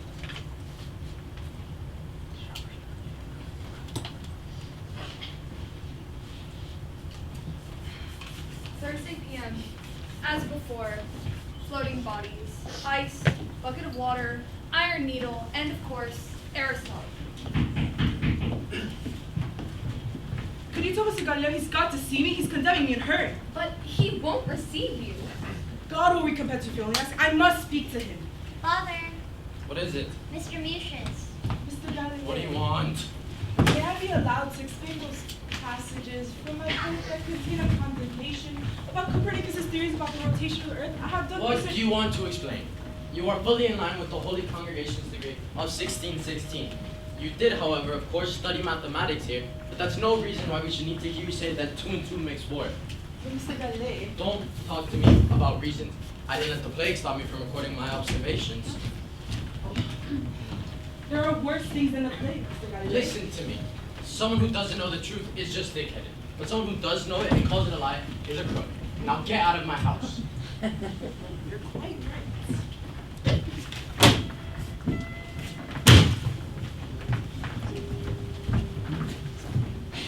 Well, that's too bad. He's not a great man. And no one would have believed him if he hadn't been your student. You know, people are saying now, oh, he's had everything to learn that Galileo's had to teach. But all of that is just nonsense, right? I feel sorry for the poor gentleman. Mother was too good for him. Virginia, I've been meaning to talk to you about your marriage. It's just, you're such a child still and got no mother. And your father keeps putting those little bits of ice on water. Anyhow, I wouldn't ask him anything to do with your marriage if I were you. He'd keep on for days saying the most dreadful things, preferably at meals and when the young people are there, because he hasn't got half a scudo's worth of shame in his makeup, and never had. But I'm not just talking about that kind of thing, just about how the future will turn out. Not that I'm in a position to know anything myself. I'm not educated, but no one goes blindly into such a serious affair like this. I really think you ought to go to a proper astronomer at the university and get him to cast your horoscope so you know what you're in for. Why are you laughing? Because of them, Mrs. McGee. Oh, what did he say? For 3 months, I have to be careful because the sun will be in Aries. But then I should have particularly favorable ascendant and the clouds will flutter. As long as I keep my eyes on Jupiter, I can travel as much as I like because I'm an Aries. And Ludovico? He's a Leo. That's supposed to be central.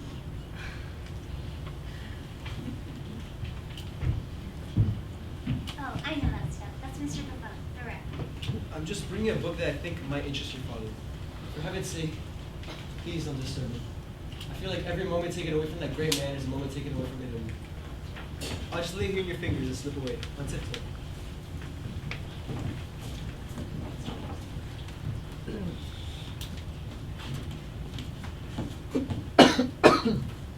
What's it about? I don't know. The Mercurius in Soul? Spots and spots. Yet another.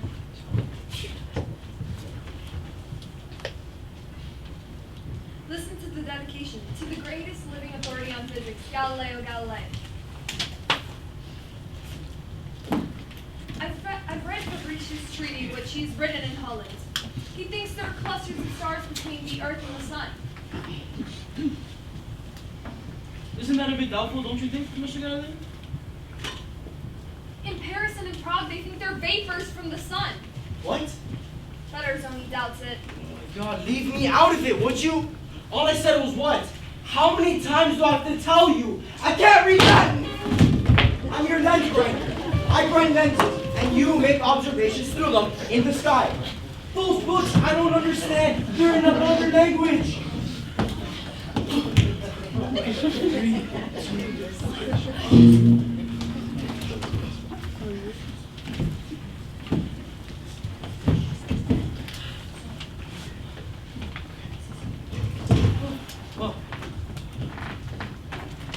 Well, there's happiness in doubting.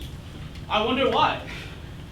Every sunny day, for the past 2 weeks, I've gone up to the attic. The narrow chinks in the roof let just a thin ray of light through. If you take a sheet of paper and you slide it under, you can catch the sun's image upside down. I saw a spot as big as a fly, as smudged as a cloud. Why aren't we investigating these, Mr. Galileo? Because we're working on floating bodies.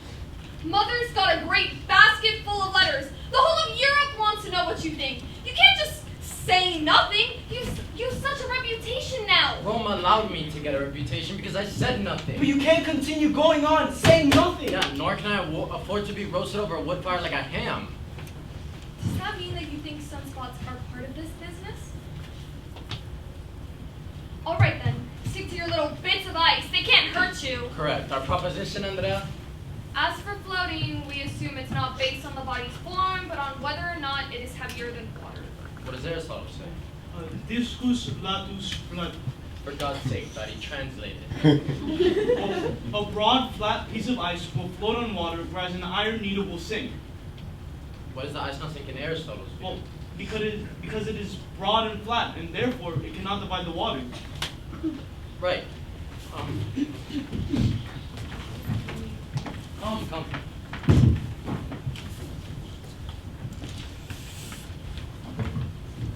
Right.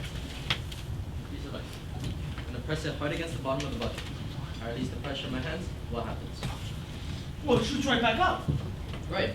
Apparently it can divide the water all right as it rises. But why can it float to begin with? It shouldn't be able to because it's heavier than water.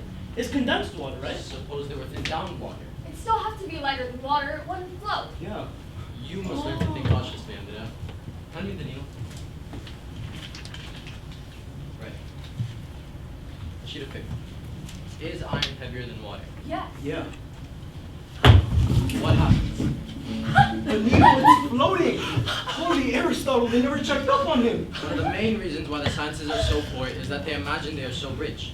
Make your notes.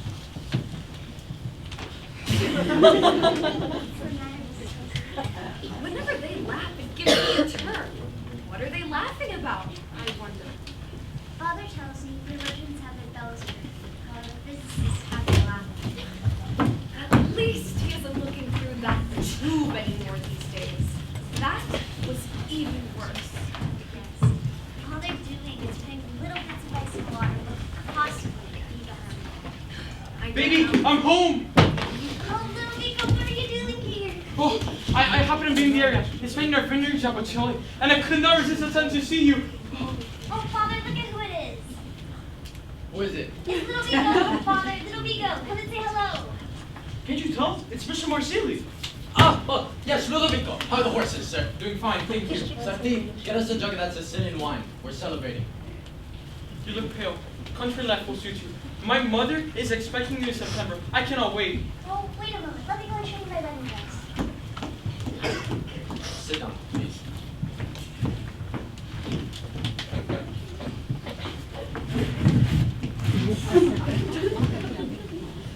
So, Mr. Galileo, I feel that there are over 1,000 students going to your university lecture.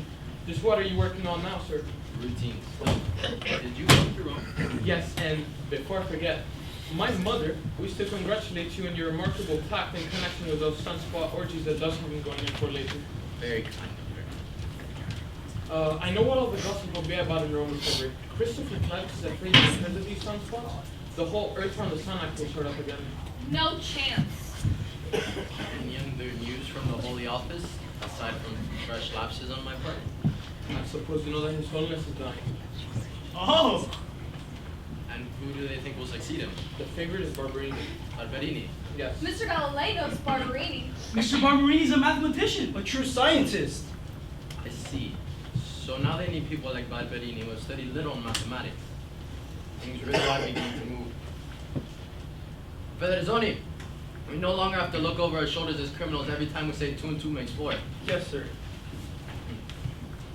I love this wine. What do you think of it? It's good. You know, I know the vineyard. The hillside steep and stony. The grapes almost blue. I love this wine. Yes, sir. You know, it's got little shadows in it. And it's almost sweet, but it just stops short of it. Andrea, clear all that stuff. The bucket, the ice, the water, please. What have you in mind? Guys, we're starting the whole Earth around the sun act again.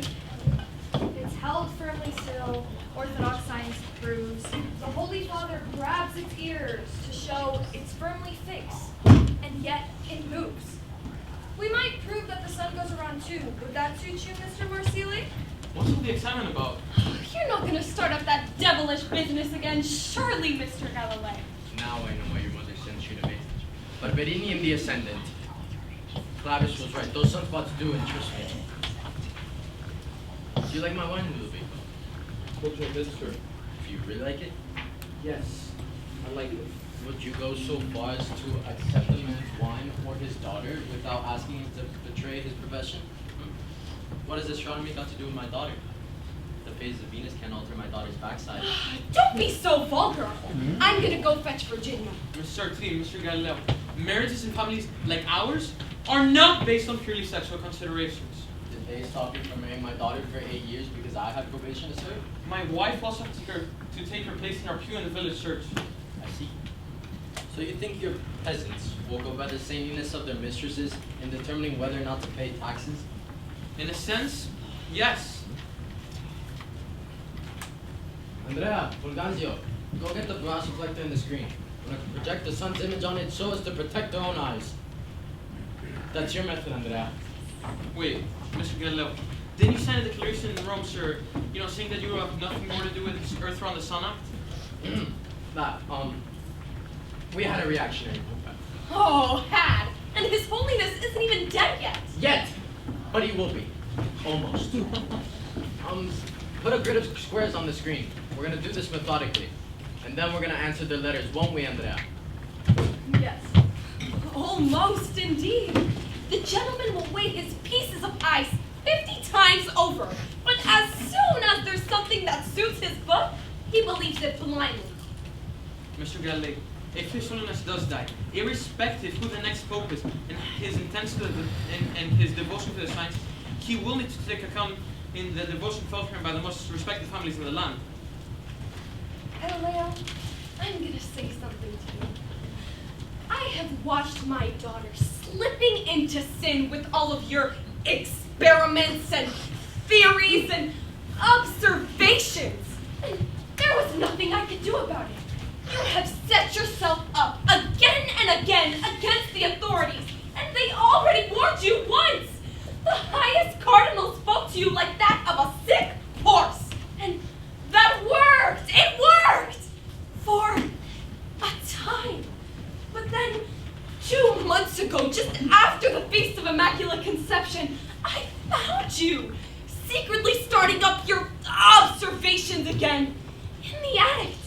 And it was too much for me to bear, but I knew what I had to do.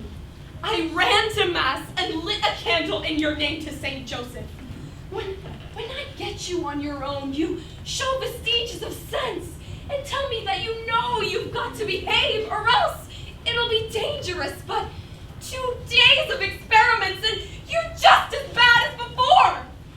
If I choose to forfeit eternal bliss by sticking with a heretic, then that's my business. But you have no right to step all over your daughter's happiness with your big, great feet.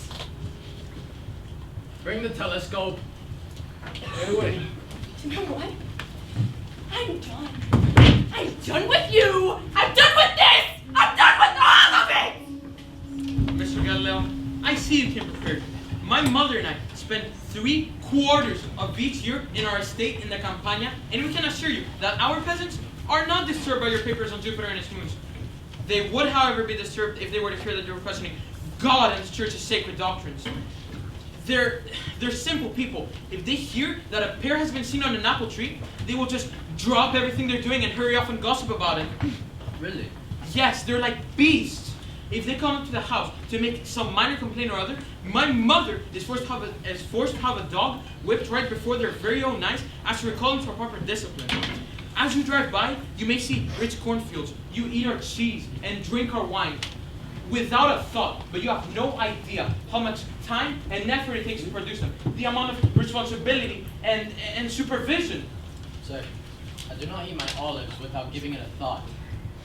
You're wasting my time. Do you have the screen? Yes, are you coming? You know, dogs aren't the only things you whip to keep in line, are they, Matsile? You have a marvelous brain, Mr. Galileo. Pity. He's threatening you. Yeah. I might stir up his peasants to think new thoughts. You know, your servants and stewards. Wait, but how? None of them can read Latin. I might write in the language of the people. I mean, no one cares about knowing the cause of things. Someone who sees a loaf of bread on their table isn't going to ask how it got baked. The person who baked the bread is going to know that nothing can move unless it has been said to move. Like the sun and the earth. That the earth moves because the sun sets it's moving. Mr. Galileo, you will always be a slave of your passion. Make my excuse to Virginia. I think it's better if I don't see her. Her dowry will remain available to you. Good day. Oh, and for the record, Mr. Galileo, your wine sucks. And our kindest regards to the Marcelians, And the Serviles! and the Milanes, and the Lenchens, And the Perennials! and the Silans, who are prepared to kiss the Pope, so only if he uses it to kick the people with! Do you think he heard me? So, You know, I think the new Pope's going to be an enlightened man. so let's embark on this examination of sunspots in which we are interested in, but at our own risk, without banking too much help on the reliance of a new pope. But fully intent to dispel Copernicus's star shadows and the vapors from Paris and Prague, and establish the rotation of the sun. Somewhat convinced that we shall establish the rotation of the sun. My goal is to not say that I am right, but to find out if I am. Abandon all hope, I say, ye to those who enter in observation. See, as a matter of fact, we shall re-question everything all over from the start again. And what we've discovered today, we shall wipe off the slate tomorrow and write it up again only once we have discovered it. And whatever we shall wish to find, we shall regard once found with particular mistrust. So let's continue on the examination of the sun with determination to prove that the earth does not move. Only when we have failed, have been brutally beaten, and are suffering and licking the wounds off of our skin, shall we finally come to an end and say that we were wrong and that they were right. But when every other hypothesis has crumbled in our hands and we proved to them all that we were right and they failed to research, shall we finally say that we won? So take the cloth off this telescope and point it at that sun!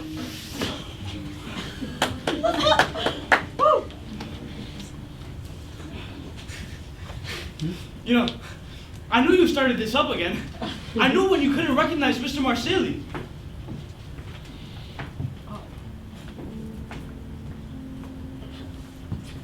Where's the Galileo?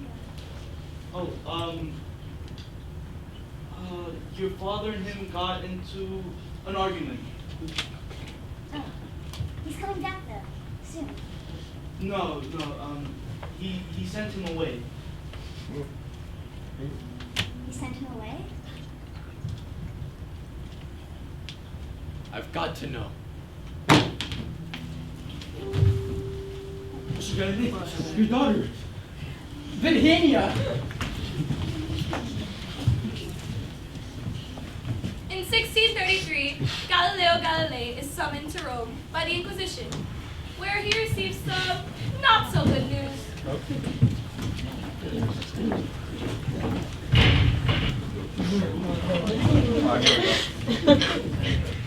I've been charged to inform you that the court of Florence is no longer in a position to oppose the Holy Inquisition's wish to interrogate Galileo.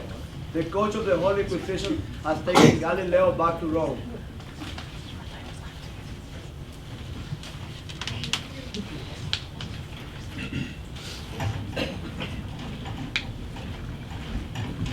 Ladies and gentlemen, the Pope. No! No! No! No! No! No! Is it your holiness' intention to go before the gathering of doctors, to the entire faculty, to the entire clergy? We've gathered here today to have their trust confirmed by your holiness. Are we to tell you that the scriptures can no longer be regarded as true? I'm not going to have the multiplication table broken. No! But it isn't the multiplication table. They shout, but look at the figures! But where do the figures come from? Everybody knows that they originate in doubt. These people doubt everything. Are we to to base human society on doubt and no longer on faith? You know, that evil man, he knows what he's up to when he writes his work. Not in Latin, but in the idiom of the fishwives and the warmers. That's very bad taste. I shall tell him. He agitates some of them and bribes others. The North Italian ports keep insisting more and more that they must have Mr. Galileo's star charts. I'll have to give it to them. Materialism for its sake. But those star charts are based on his heretical theories. They presuppose certain motions on the part of the heavenly bodies, which are impossible if you reject his doctrine. You can't condemn the doctrine and accept the charts. Why not? It's the only way.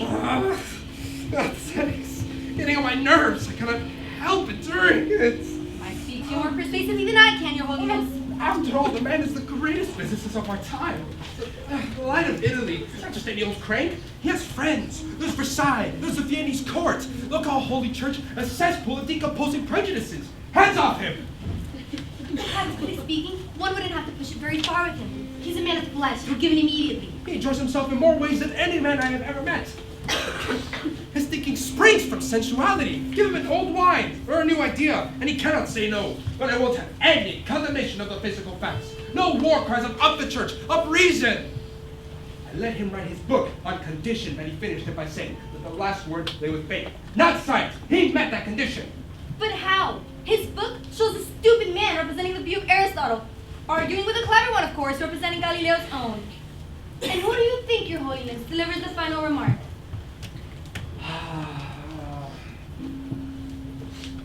What did you say?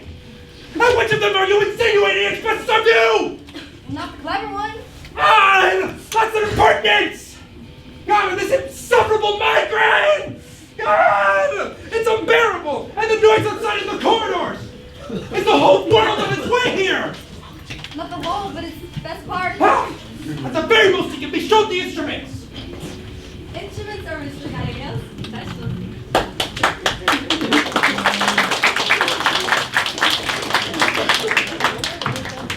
This is it, everyone. The moment you've all been waiting for. The moment where Galileo Galilei throws his life's work away. The moment he recants his doctrine on the motion of the earth. June 22nd, 1633. A momentous day for you and me. Of all the days, this was the one. An age of reason could have begun. No more discussions about science. The Pope wouldn't have it. That was his last hope. You know, it's true what they said years ago when Cardinal Barberini was still the Pope. We need him. And now, they've got him. He'll die. The discourse will never get finished. You really think so? Because he'll never recant. You mustn't keep getting such irrelevant thoughts when you can't sleep. Last night, for instance, I couldn't help but keep thinking he ought never to have left the Venetian Republic. But he couldn't write his book there. And he couldn't even publish it in Florence. You know, I also wondered if they'd let him carry his little proving stone. You know, the one he always carries in his pocket. You don't wear pockets where they'll be taken in.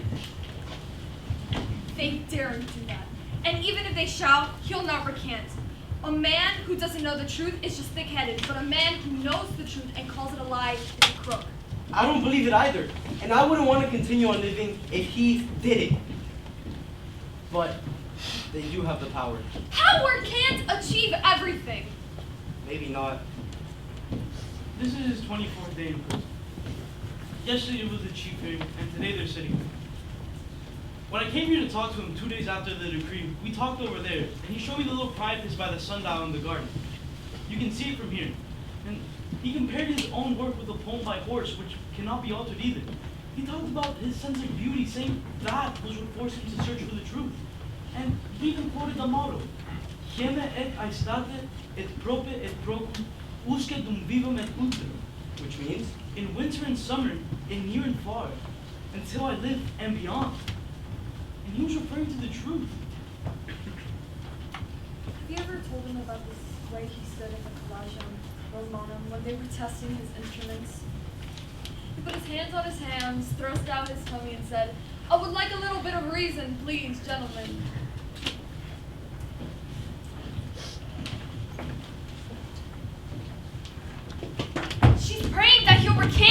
Calm down. They brought her father confessor down from Florence. She's been confused since they spoke to her. Leave her alone.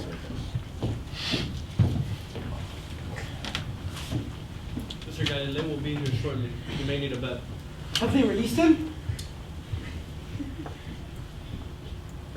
It is expected that Mr. Galileo will recant at around 5 o'clock at a full sitting in the Inquisition. The great bell of St. Mark's will be rung, and the text of his recantation will be proclaimed in public. I don't believe it. Believe it, because in view of the crowds in the streets, Mr. Galileo will be brought to the garden gate here at the back of the palace.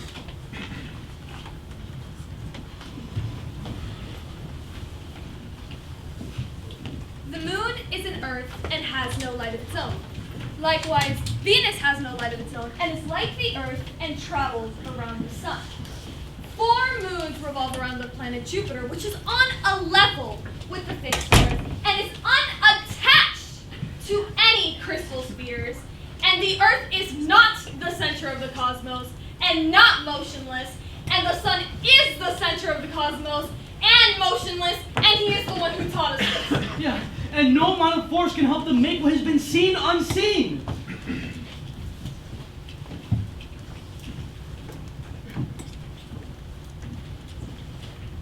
It's 5 o'clock. I can't wait any longer. They're beheading the truth. No. Listen. What do you hear?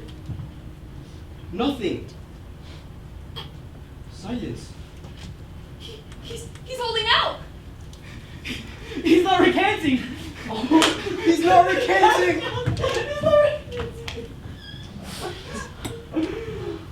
So force won't do the trick.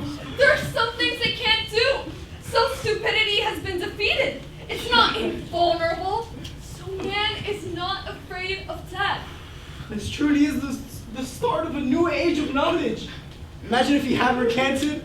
Oh, I didn't say, but I was worried silly, Oh, you little face. But I knew. As if the mountains had set on the lake. It would have been. Like nightfall in the morning. But today, everything is altered. Man, so tormented, is lifting his head and saying, no. Such a lot is won when even a single man gets to his feet.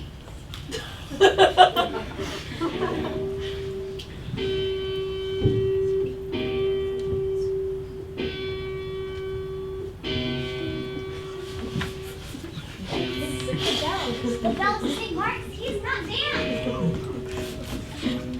I, Galileo Galilei, teacher of mathematics and physics in Florence, observe what I have taught, namely that the sun is the center of the cosmos and motionless, and the earth is not the center and not motionless. I forswear, detest, and curse with sincere heart and unfeigned faith all these errors and heresies. There's also any error and any further opinion repugnant to Holy Church.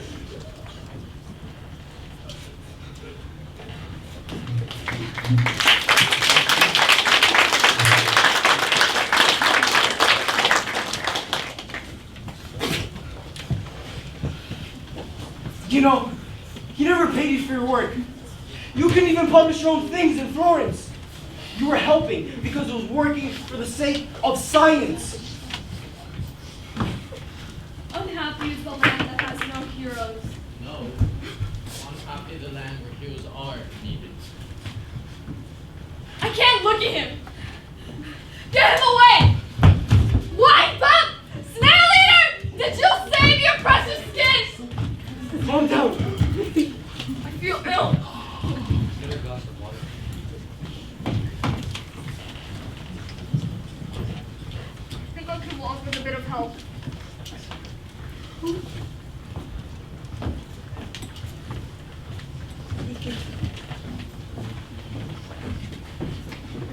No. Unhappy the land where heroes are needed.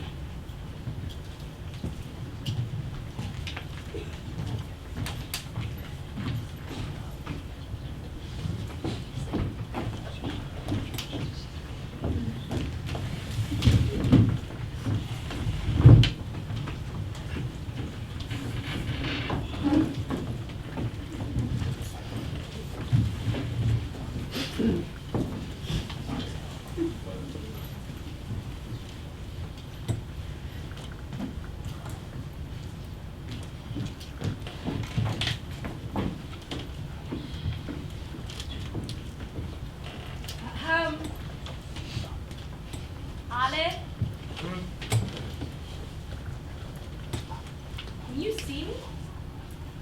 Yes. Does Galileo turn out blind? No. Ale, are you kidding me? I knew that this was going to happen to you. Yeah, well, what did you expect? If you would have just listened to me, maybe you wouldn't have ended up alone. No. If I listened to you, it would have ruined everything. But you disappointed everybody. You disappointed Andrea. Okay, but you've read the end of the story. You know she gets it. I mean, I guess, but I don't know. I guess I just always believed that Galileo would have been powerful enough in his lifetime to prove everybody wrong. Well, he wasn't.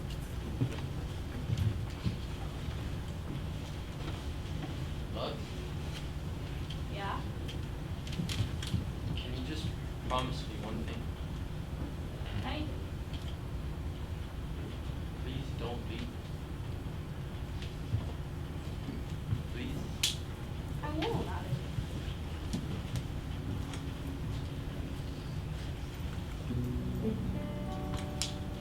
(1633 to 1642). Galileo Galilei lives alone in a house in the country in Florence, a prisoner of the Inquisition until the day that he dies.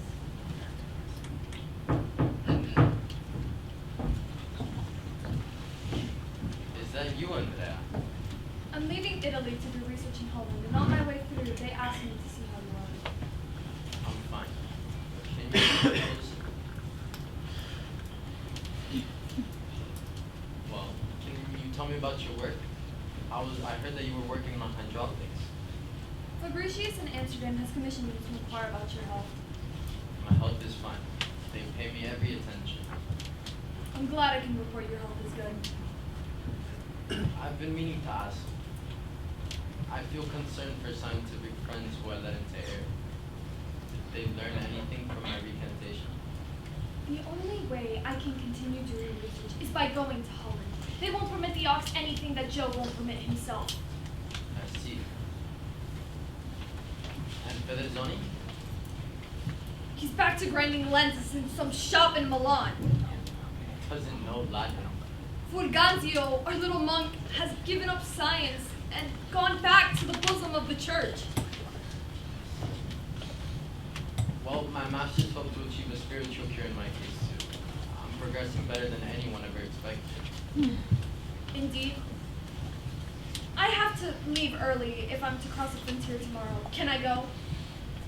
I don't know why you came, Stephanie. I mean, was it to unsettle me? I've been living prudently and thinking prudently ever since coming here. Even so, I get relapses. I have zero wish to arouse you, Mr. Galilei.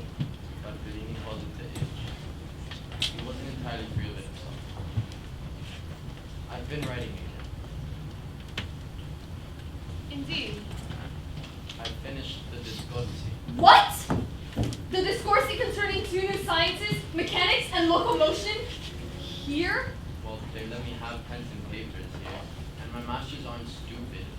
They shield me from any undesirable consequence by locking away the pages as I write them. Oh God. Did you say something? They're making you plow water. They allow you pens and papers to keep you quiet. How can you write when you know that's the purpose? I've told you before, I'm a creature of habit. Two new sciences. As good as lost. Yeah. But it will no doubt relieve him and one or two others to hear that I've been risking the last pathetic remnants of my own comfort, more or less behind my back, making a transcript by squeezing the very last ounce of light out of each reasonably clear night for the past 6 months. You have a transcript? Yes, and so far my vanity has stopped me from destroying it. Where is it? Thine eye of vanity, pluck it out. Whoever wrote that knew more about comforts than I did. But since I haven't managed to keep clear scientific work, you people might as well have it. The Discorsi in the telescope. Should you think of taking it to Holland, you would of course have to bear the entire responsibility of it. The Discorsi. It is my purpose to establish an entirely new science in regard to a very old problem, namely motion. By means of experiments, I have discovered some of its properties which are one of many.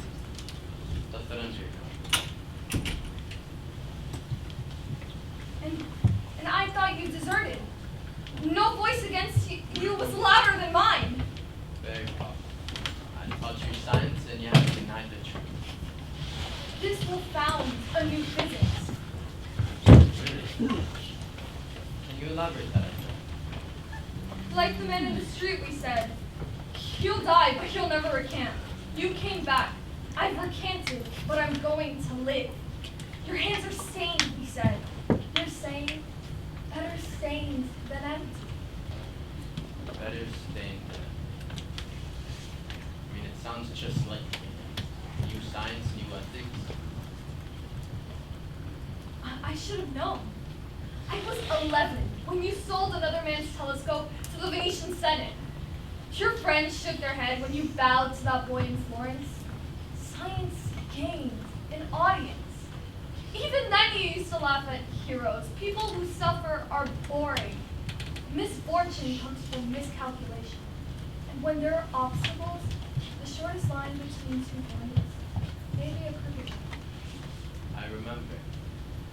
So in 33, when you chose to recant a popular point in your doctrine, I ought to have known that you were just getting out of a hopeless political wrangle in order to get on with the real business of science. Which is? Mother of machines which are going to make the earth so good to live on that heaven can be cleared away. Uh-huh. You gained the leisure to write a scientific work which no other person could have written. If you had ended up at the stake in a halo of flames, the other side would have won. They did point. And there's no scientific work that can be written by one particular man. Why did you recant then? I recanted because I was afraid of physical pain. No! They showed me the instruments. So this wasn't planned? It wasn't. Science makes only one demand. Contribution to science. Yeah, and I met it. Welcome to the gutter, brother in science and cousin in betrayal.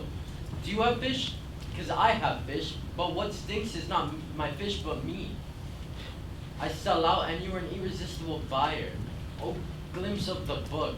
The great whore of Babylon opens her legs and suddenly everything is altered. Blessed be this death-fearing community. Fearing death is human. Human weaknesses don't matter to science. Don't they?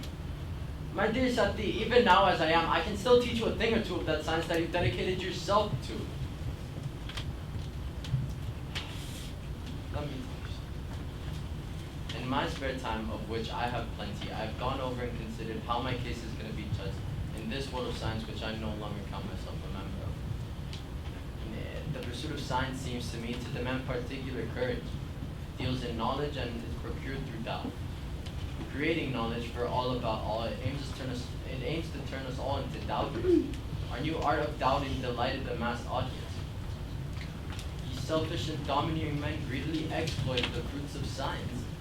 They tore the telescope out of our hand and trained it on their tormentors, princes, the landlords, and the priests. But they only found that their poverty could be swept away if they were swept away themselves. They showered us in irresistible threats and bribes, but can we deny ourselves to the crowd and still remain scientists? As a scientist, I had a unique opportunity in my day. Back then, astronomy and science emerged into the marketplace. And I've come to realize, Sarti, that I was in never any real danger. For as far as I knew, I was as strong as the authorities, but I handed them my knowledge to those in power for them to use, fail to use, and misuse, whatever best suited their objectives. So, do you no longer believe a new time has come? No, on the contrary. Look out for yourself when you're going through Germany, with the truth under your coat. About your kingdom, I don't have an answer. But I can't think that your devastating analysis will be the last word.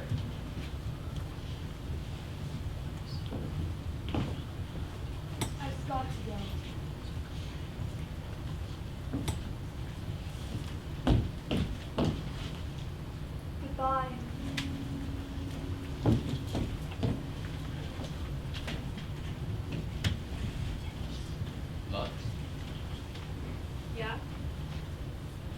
What's the night like?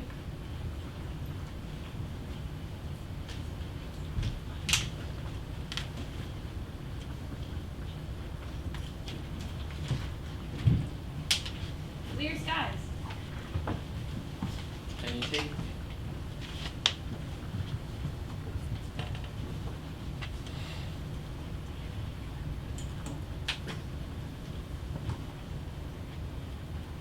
In 1637, Galileo's Discorsi makes it across the Italian border. And in 1642, Galileo passes away.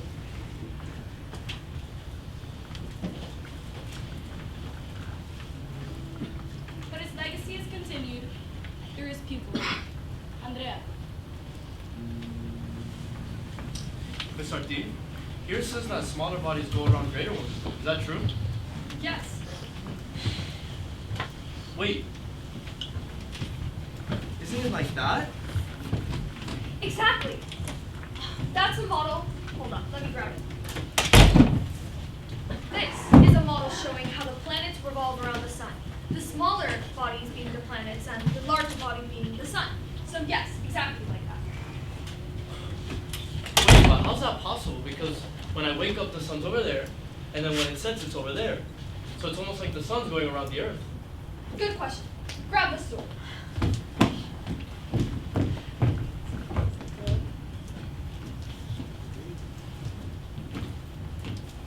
Sit. Now, where's the sun? To the right or to the left of you? To my left. And how does it get to be on your right? By revolving around me? Think in terms of the model. How else could it get to be on your right? Oh, if I do this, it's to my right. Now it's in front and behind. Wow, that's great. You got that a lot faster than I did when I was younger. Miss Sarti, I think I want to be a physicist.